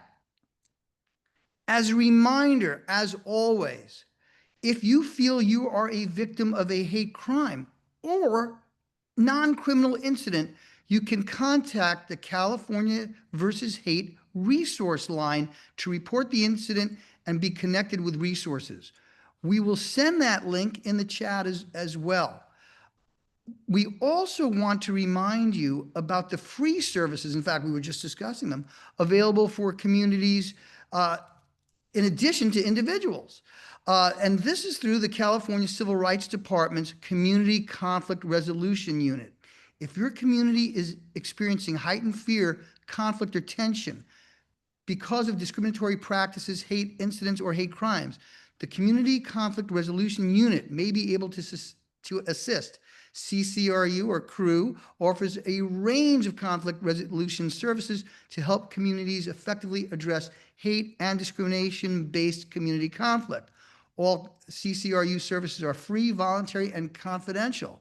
The services can be requested by completing the request for service form online and emailing the form to capital CCRU at one word, calcivilrights.ca.gov. And again, we'll put the contact information for the CCRU in the chat. And I again want to just compliment these 2 responses, one individually, one for community, and it really makes, I think, what our partners at the Civil Rights Department do, pioneering, not just here in California, but throughout the country. And I can tell you, states throughout the country are interested in what both the Commission and the CRD are doing. With that done, I'd like to make a few announcements before getting into some substantive issues as well. First, I want to congratulate Commissioner Roybal, whose term has been renewed by the Senate Rules Committee for an additional 3 years. I also think he would be a marvelous partner to the Community Forum Subcommittee if he'd like to join Commissioner Cuellar there. But I don't like to volunteer people for things, but it would be our joy. So that's something. And Commissioner Roybal, if you want to say anything, that's fine. If not, I do not want to put you on the spot. Well, thank you, Chair Levin. My basic message is y'all are stuck with me for another term, which I'm very excited to continue to serve. And I thank the Senate and the Senate Rules Committee and the Senate President Pro Tem for the opportunity to continue to serve the people of California, my home state. We're not stuck with you. We love you. Thank you so much. I'm very excited about it as well. And your question, CC leaves some big shoes to fill. Commissioner Filer leaves some big shoes to fill, but I would be happy to talk about that.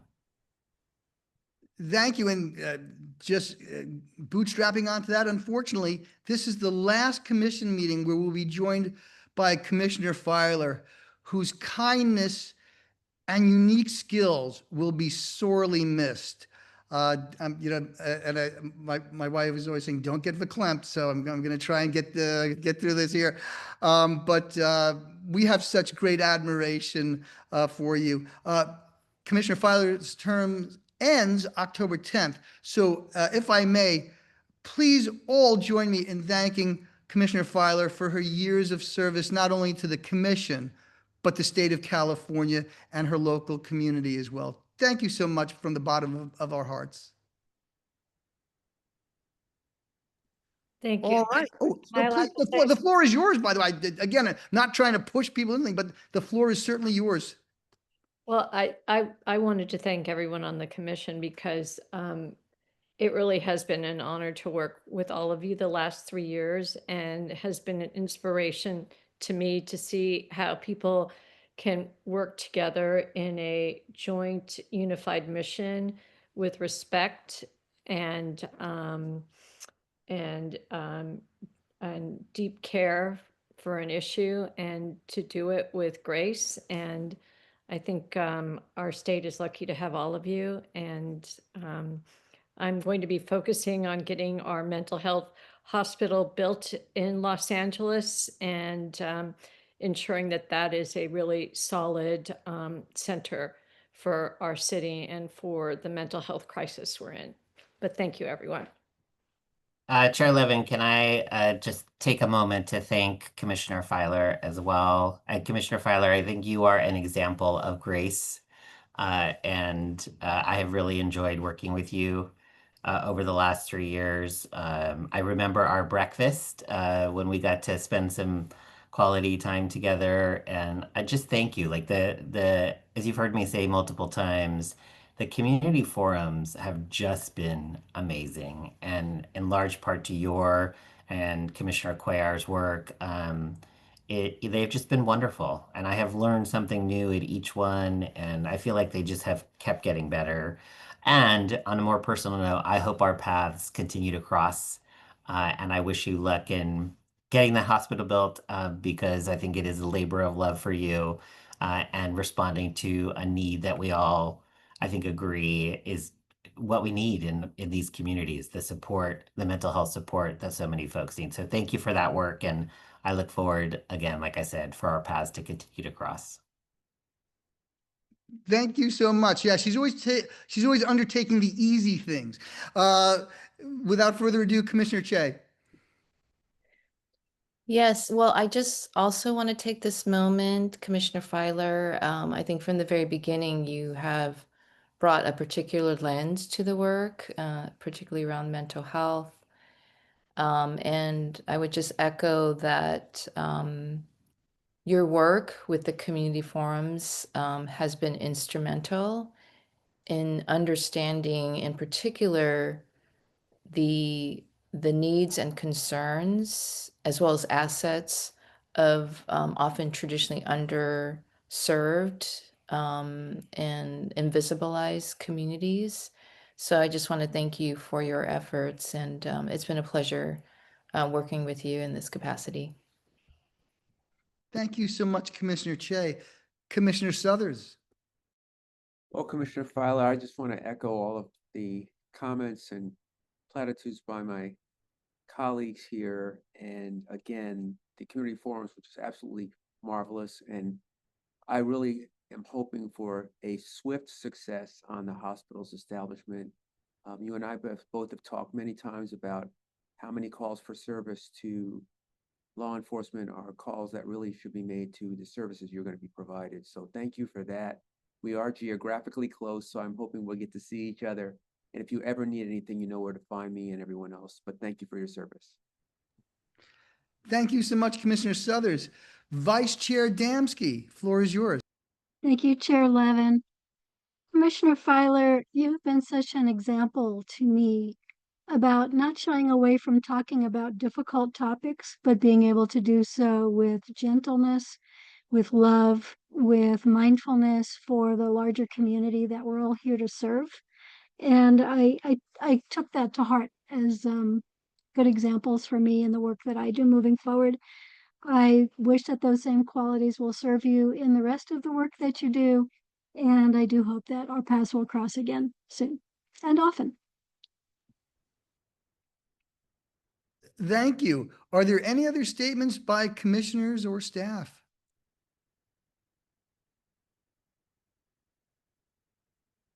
All right. With regard to public comment, though, I'll let it go to the end of the chair statement, if that's okay.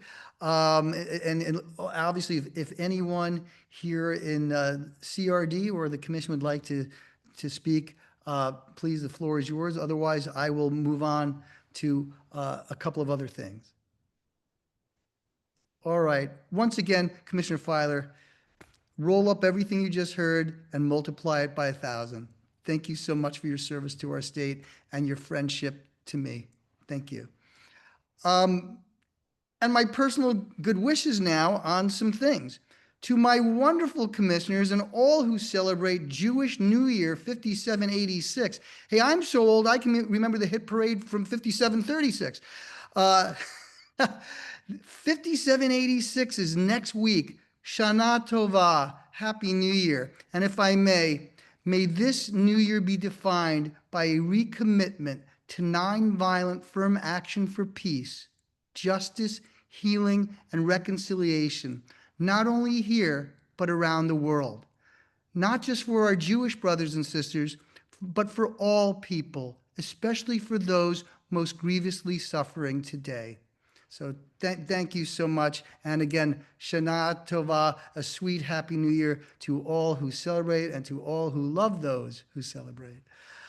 Next, Feliz mes de la Hispanidad. Todo ustedes tienen un lugar especial en mi corazón. Happy Hispanic Heritage Month.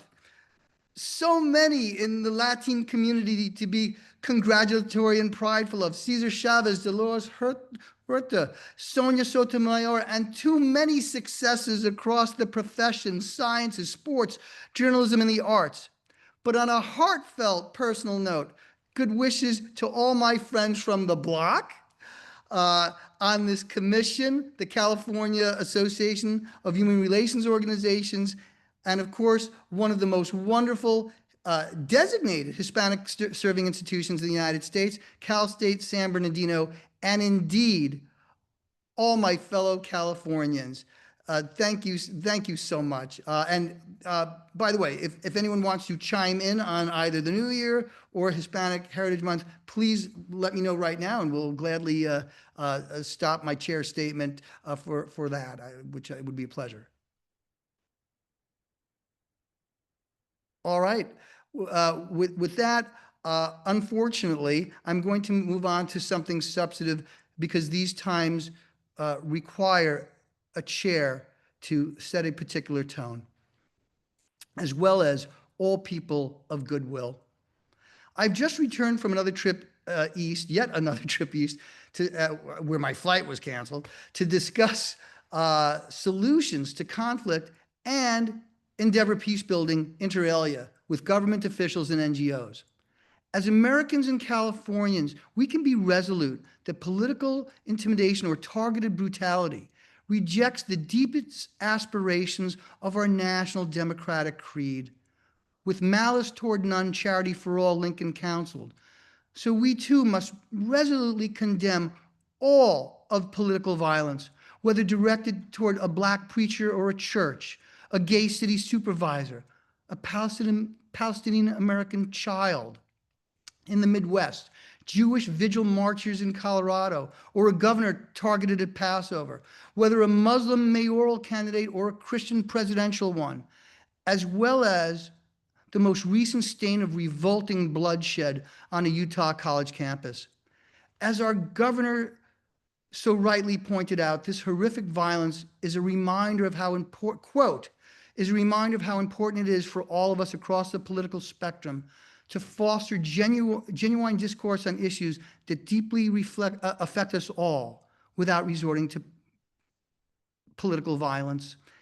His words resonate across history and party, from our Constitution's preamble's embrace of domestic tranquility to Lincoln's invocation to the better angels of our nature, Reagan's call to disassociate from violence, and President Obama's counsel to invoke our hopes rather than our fears. However, I'm not only concerned by growing and diversifying extremist violence, and we have seen this year an increase, 2025, an increase in extremist motivated homicides over last year. And additionally, extremist incidents overall, according to our friends, for instance, at the University of Maryland START program, from the 80s into over 150 of these incidents. But I am also concerned by the federal government's telegraphing further broad incursions, directly or indirectly, into the rights of those peacefully engaging in civil society, satire, or dissent. All this done against a backdrop of selective administration treatment, pardons and elevated status for violent insurrectionist felons, while a currently smaller but rapidly evolving hard left and other threats being elevated or mischaracterized as a pretext for heavily expanded overarching federal authority.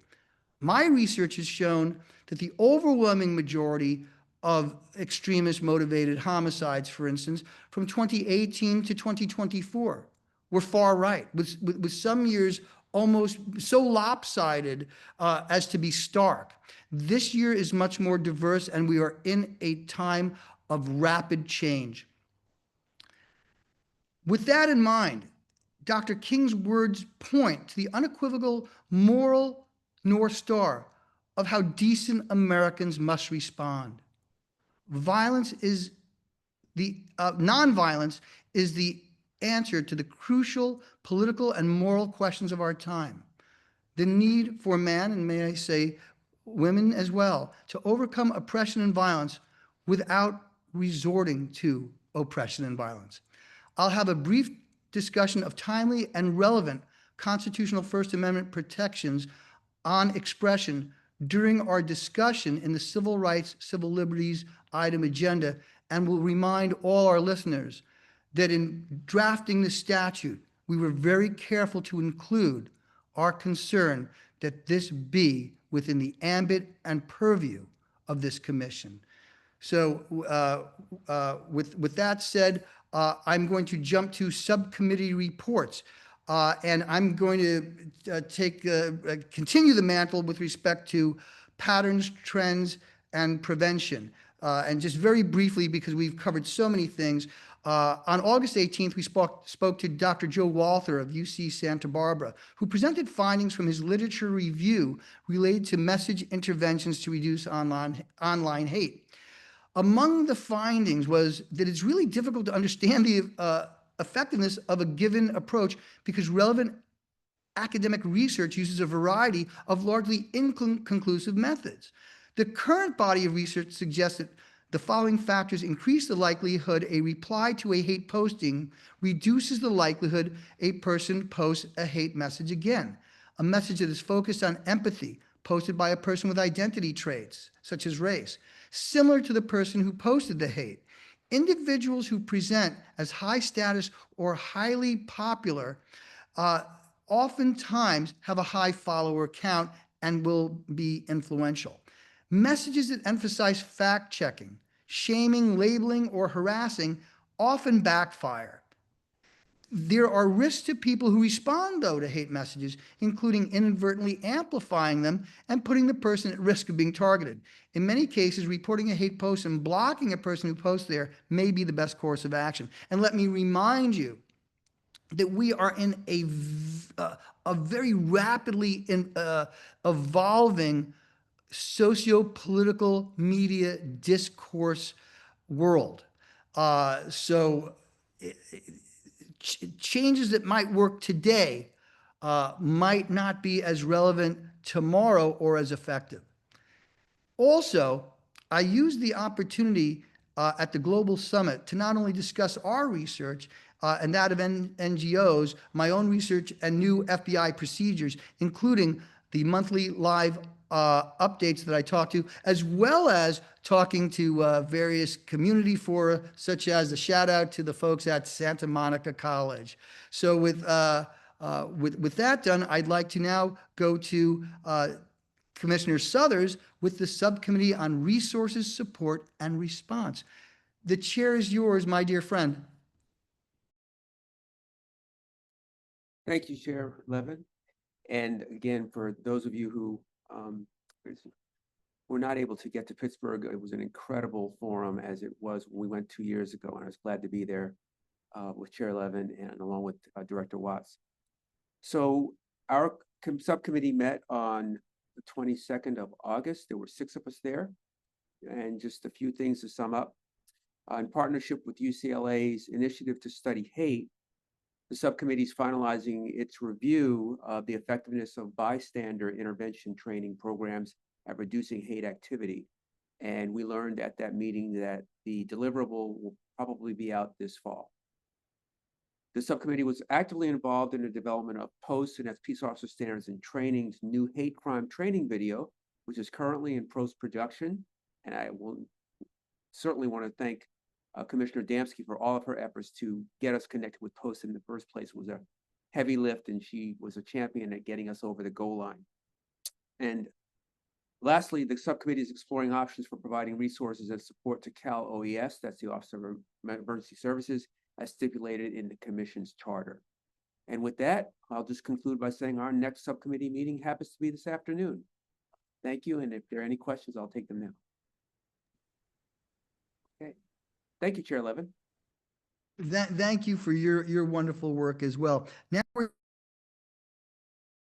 going to go to the Subcommittee on Community Forums with Commissioner Filer. Floor is yours. Thank you.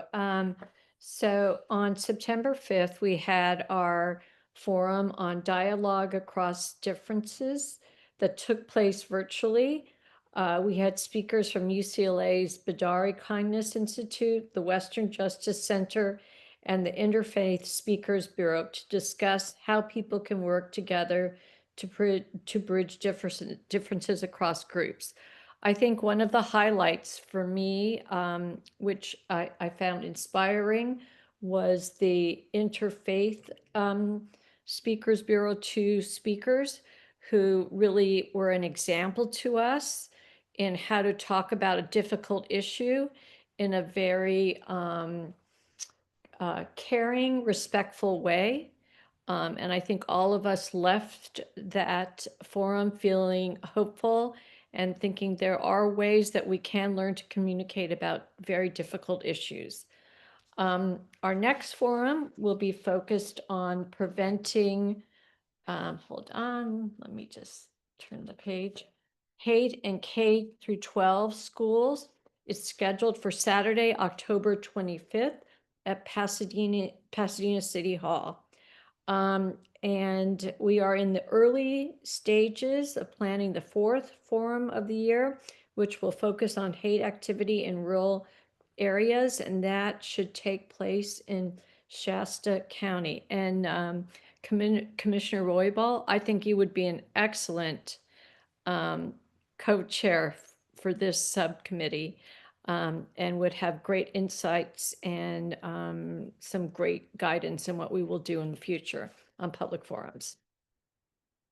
Thank you, Commissioner Filer. Thank you so much. I wholeheartedly concur. We're now open for commission discussion. Kevin, do any commissioners have their hands raised? No hands raised. Okay, fantastic. Oh, I'll take it back. Vice Chair Damsky. Damsky, floor is yours. Thank you. I had a question for Commissioner Suthers about the new video that is in post-production with Post.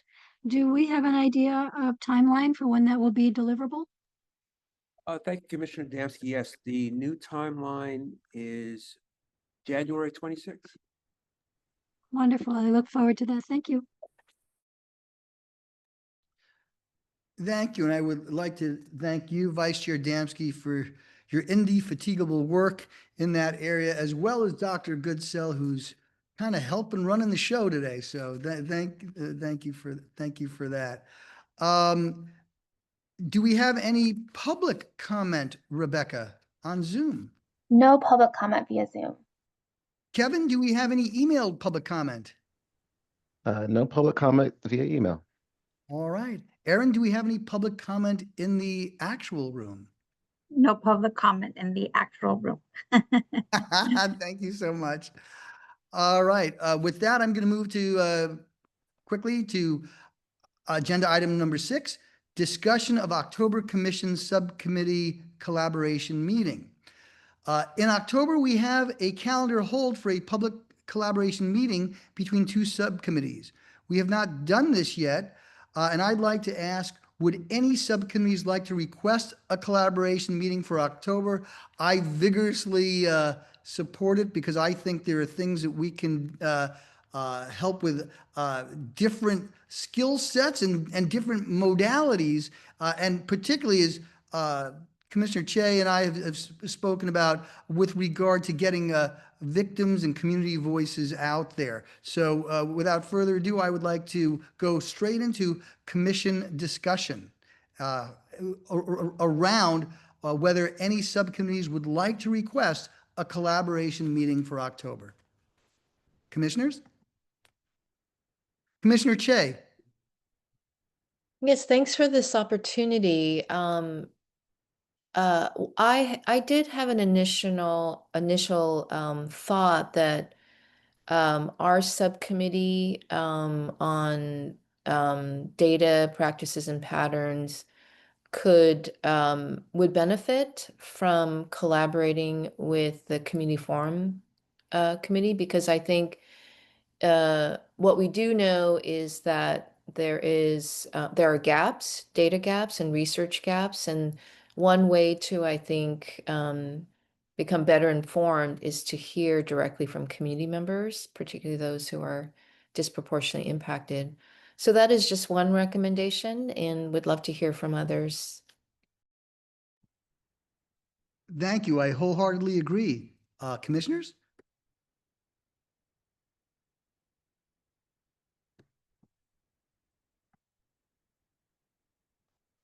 Well, based on the input of Commissioner Che, I would like to propose that the community fora and our subcommittee hold a joint meeting, and I'd like to see how other folks feel about it, particularly from the community fora subcommittee. So if anyone from that committee would like to offer their thoughts, we'd appreciate it. Well, I think, oh, sorry, I didn't raise my hand. But I think that there is value in that, because I do think that some of what we hear at the forums would influence the kind of data and targeting that we might want to do. So I do think that's a smart move. Yeah. Brian, or Commissioner Levin, I did want to note that Chair Roybal has left for a brief moment, and then we also don't have Commissioner Cuellar, and so just to note that in terms of getting their feedback, Yeah. assuming that Commissioner Roybal will be stepping in. But it's Yes, great to hear from here's- Commissioner Filer. Yes, he appeared to say that he would be back in a bit, but it sounds like there's some positive move in that direction. But I also believe this is something that we can do administratively as well. In other words, we don't have to vote on this now during this meeting, but it sounds like from the people that are here that it is an embraced suggestion. And Commissioner Che, I'm sorry, please, floor is yours. Oh, well, I just wanted to ask, this will be a formal meeting, which will be open to the public. Is that correct, Yes, Dr. Watts? Okay. So I just wanted to note that this, there would be a lot of preparation, obviously, that would need to go into it. Yeah. thank you. Is there any other commission discussion? All right. Public Chair Levin, comment. I'll Yes. just chime in real quick. Oh, So, please. so to be frank, we haven't had any of these subcommittee collaboration meetings yet. It was sort of an idea that we had earlier in the year, and it was sort of a placeholder to have one if there was a need for it. So far, we haven't seen need for it. Sounds like we want to do one in October. But because we haven't done it before, we don't have a sort of set structure or template to draw from to organize the meeting. And so we have to do sorts of things like, draft an agenda with agenda items because it's a public meeting. We could, I suppose, have an agenda that says sort of discussion of future community forums or learnings from community forums, but we would have to sort of be specific about what exactly the collaboration would be in the agenda. So if you have any ideas, I'm open to that because we'll have to send that out 10 days in advance. That's great, and we have to remember that we have staff that does so much for us. So I guess what will happen is staff will intervene with respect to both committees, and we'll see what we can get to with regard to timing and actual agenda items. Thank you, boy, as always, Dr. Watts. And if I may, not just for today, but for the wonderful work that you did on the East Coast with us. People beyond me are very impressed with you. Right. Thank you, Chair Levin. But maybe once Commissioner Roybal returns, we can talk about the specific goals, because this is the public meeting where it would be the right time to talk about exactly what we want to get out of it, to be honest. Sure. If we could table that then until Okay. He gets back, but in the meantime, then go to public comment. All right. Is there any public comment in the room? No, you know what? I don't think we have. Oh, yeah, I'm sorry. Yes, we do. Any public comment on Zoom, Rebecca? My apologies. No public comment on Zoom. Thank you. Kevin, do we have any email public comment? No public comment via email. All right. Aaron, do we have any public comment in the room? No public comment in the room. Okay, then we'll move on with the proviso that if former Chair Roybal comes back, we'll loop him into this discussion. But if that's okay, then I will move to the next agenda item 7 with the proviso that we will revisit this when and if former Chair, now you got me doing it, former Chair Roybal comes back.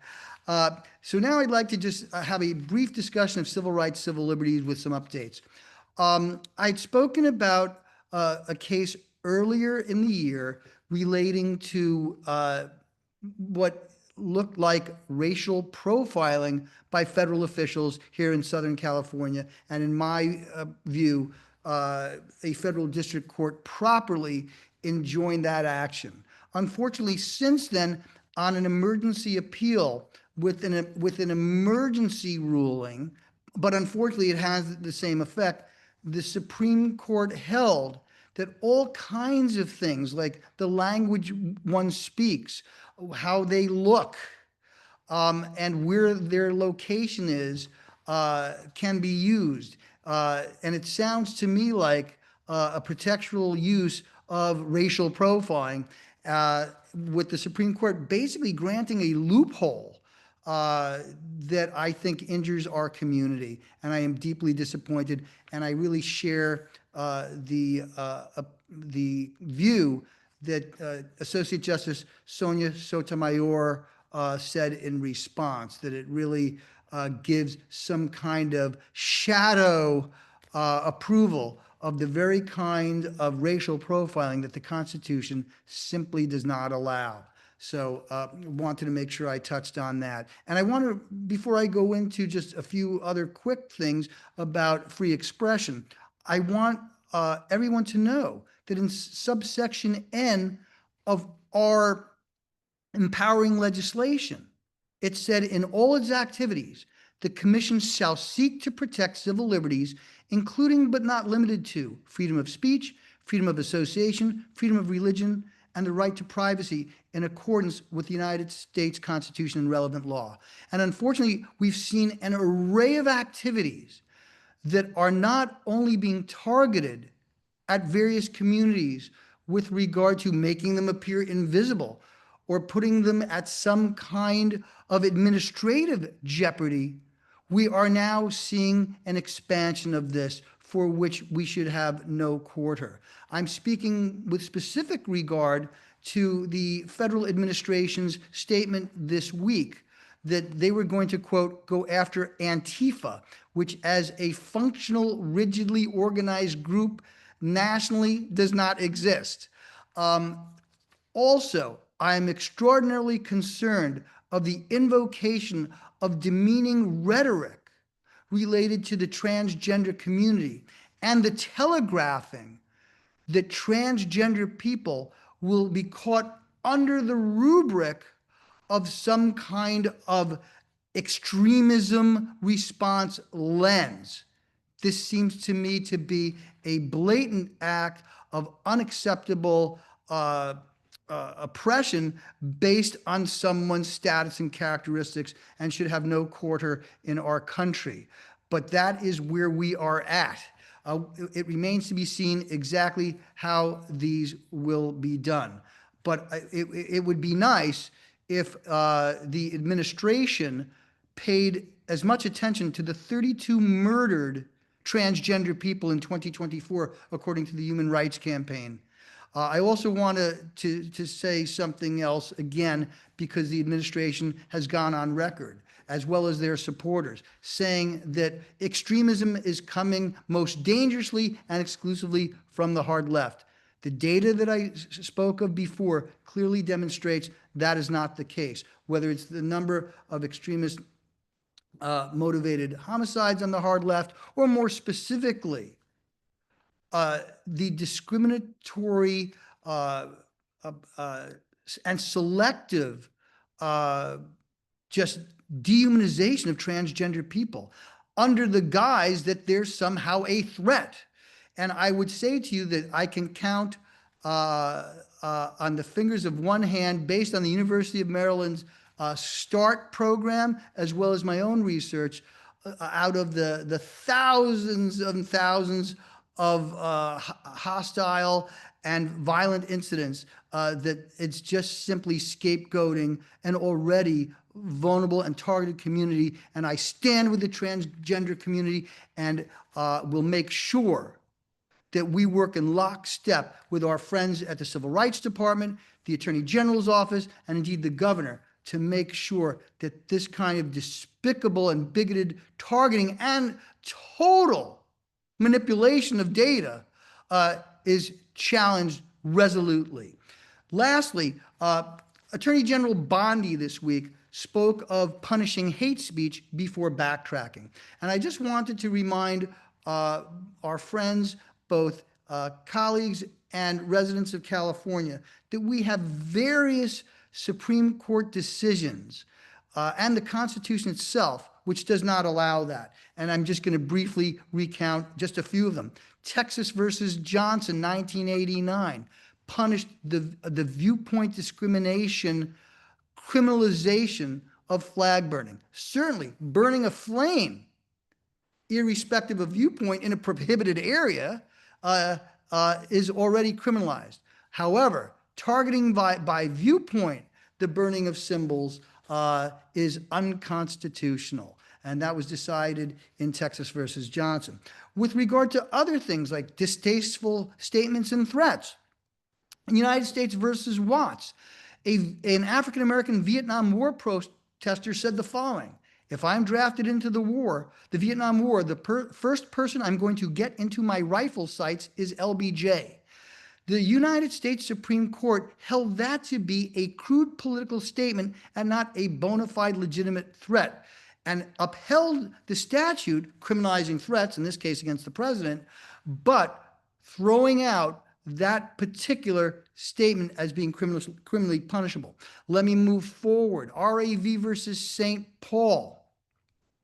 In 1992, a case involving cross burning. But the law itself in St. Paul, Minnesota, selectively punished those types of threatening actions.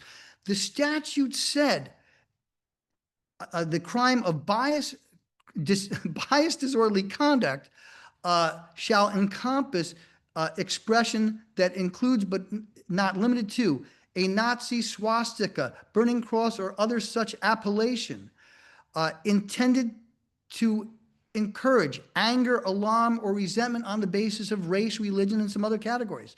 Supreme Court ruled that criminalizing a symbol to express disdain or even threat towards one group, but not a more universal proscription, was unconstitutional. So today, threatening cross burnings of all kinds can be punished, but not ones that are based on particular viewpoint. Why? In that case, if someone had burned a cross in front of the home of a halfway house for mentally disabled people who are receiving some kind of therapy, that would be legal, while the racial use of that symbol would not. So that's something that is simply not allowed under the Constitution. And what the court did in that decision was proscribe, quote, hate speech, particularly on public university campuses, from being criminally punished. Yes, you can punish threats and discrimination, but offensive language itself, outside of certain circumstances, like, for instance, a business cannot unlawfully discriminate against someone, but that's not a criminal event. Lastly, Wisconsin versus Mitchell, United States Supreme Court, the following year, in a case where I co-authored a couple of briefs, the United States Supreme Court held that once one crosses the line into violence, states and localities are very much able to criminally punish hate crimes, and it was a 9-0 decision. So when you get into the intentional selection of a crime victim based on a covered status, such as being transgender or because of their religion or race, that can be constitutionally punished. So I just wanted to set the record straight, because Attorney General Bondi statements on her going after hate speech confused some people, and then she backtracked into threats. So yes, threats, conspiracies to commit crimes, incitement, immediate incitement to violence can all be punished, but offensive opinions generally in a public fora cannot. So that's where we are, and I want to thank you all for giving me the opportunity to set this record straight on what the Supreme Court has said. With that note, I would like to open the floor to discussion from my commission colleagues and CRD staff.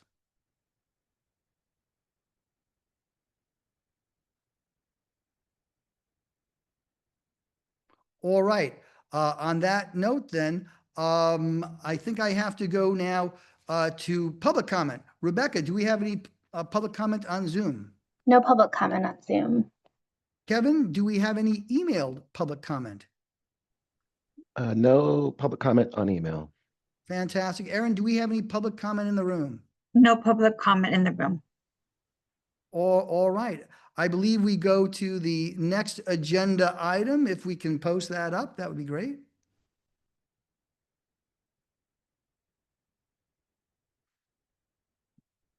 All right. And I believe that, I'm sorry, do we have that? We're starting our screen sharing. And that is going to be Well, I thought we had discussion of October commission subcommittee.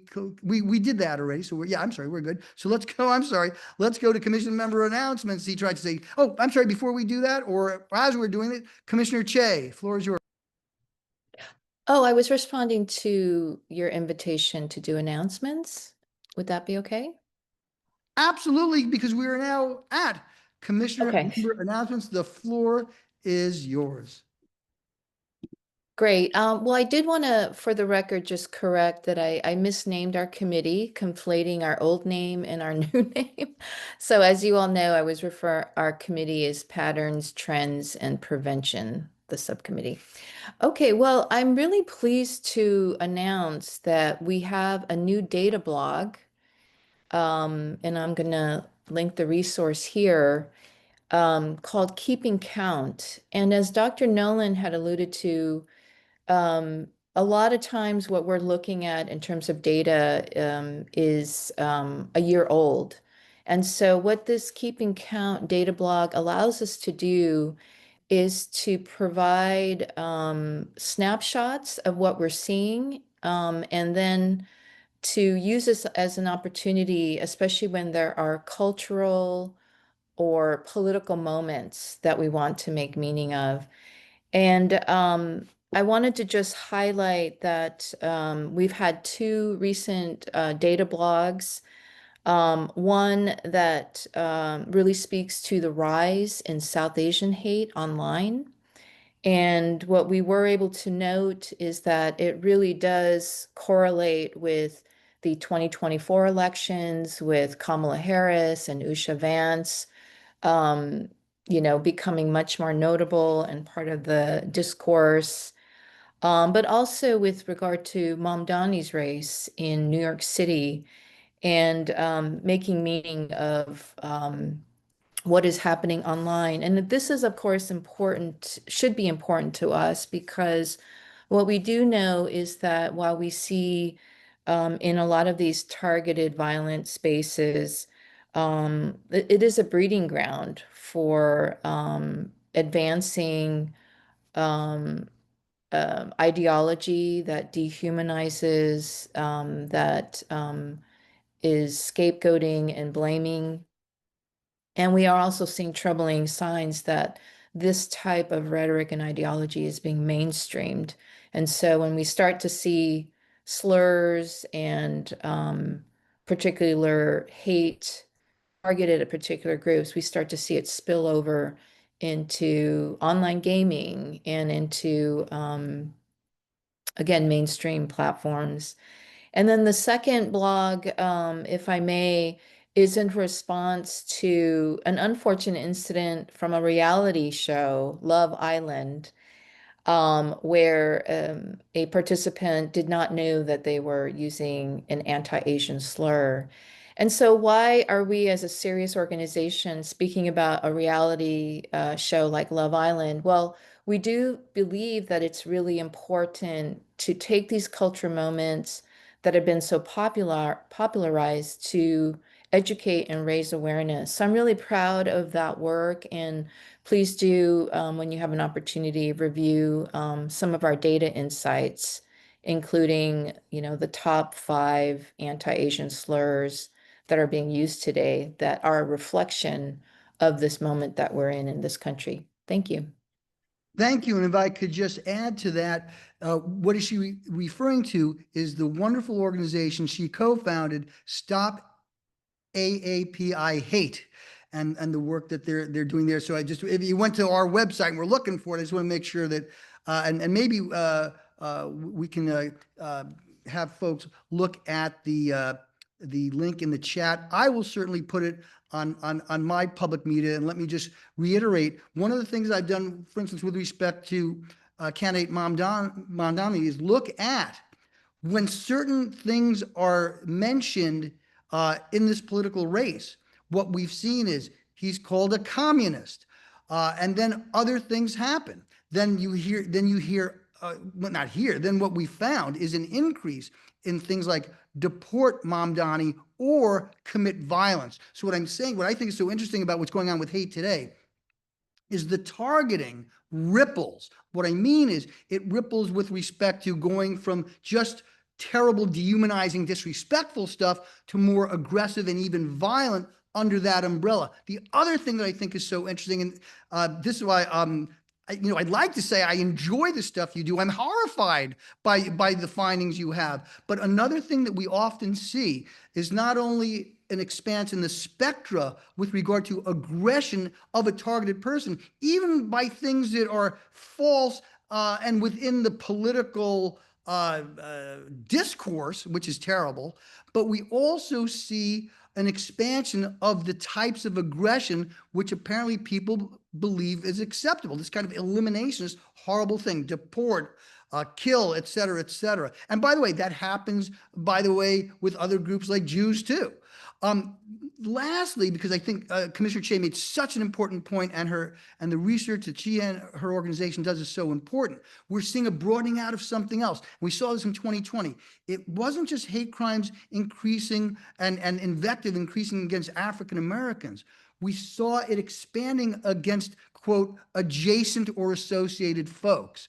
So, for instance, not only BLM was considered a target for aggression in the online discourse, but so were Antifa, socialists, and even Democrats. And when we have a president calling all members of a political party scum and referring in horrible ways to elected officials like our governor, this increases a correlation with regard to both threatening language and oftentimes threats. Mamdani in particular, let's look at that. Just this week, yet another death threat. So if we can, try to make sure that those of us working from the ground level up try to model the discourse that we want, rather than relying on folks across the country to do it for us. And it gives me the opportunity to, again, Commissioner Che, thank you so much. We're going to talk more offline at some point too about this research. If I could now move to our wonderful Vice Chair, Damsky, the floor is yours. Thank you, Chair. I have two things that I'd like to share with our commission and the public today. One is a friend and colleague, Dr. Indranee L. Banerjee, has organized a panel to discuss AAPI immigration issues.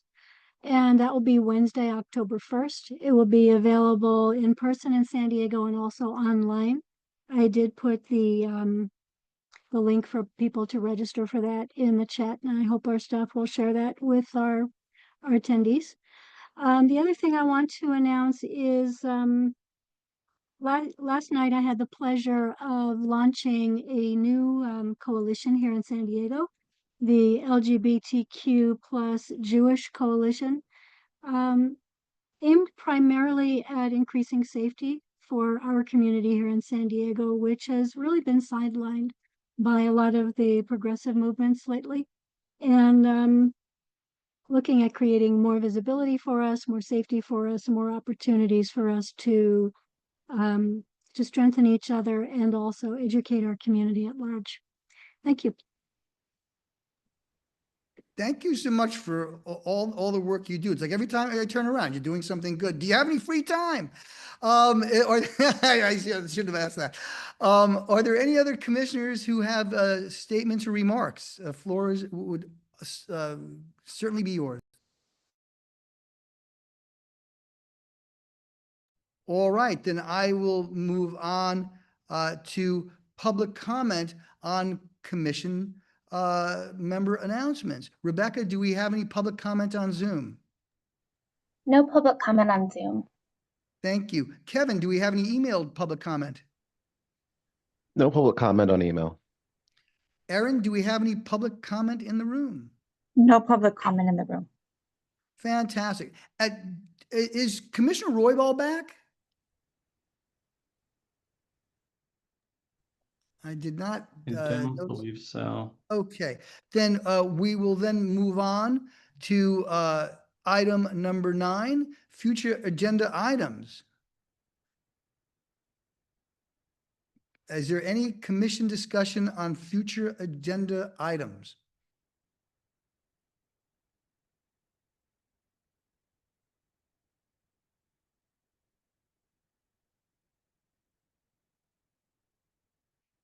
All right. What I would like to do is two things then. One, I'd like to have an agenda or a speaker item relating to violence against the homeless. After a Fox News host said that homeless people with mental conditions should be killed by lethal injection, and waiting a while to apologize for it. There were 12 homeless individuals shot in Minnesota at one time. So I would like to have an expert or a victim or victim's advocate at a subsequent meeting talk about not only the data, but what the horrible kind of brutality that these people are subjected to. And if possible, if one of the researchers could find from about 25 years ago, a state Senate study here that looked at violence against the homeless. We should have no quarter for that in our society. And additionally, I will remind folks that I will continually have the civil rights, civil liberties area be, until further notice, a permanent part of our discussions and agendas. So just before we move on, do we have any commissioners that have their hands raised about future agenda items? No hands raised. Okay. Lastly, I'm going to ask that we consider putting another agenda item based on conversations that commissioners have had with me separately at various times relating to when they can make comments as commissioner within the sphere of their area and expertise. So I'd like to just put that on an agenda item for the future. And with that, if there's no other, and please, I want to hear from other commissioners if they want to have any future agenda items. I'm going to move on to agenda item number 10, unless we have any comments from commissioners on that. Okay.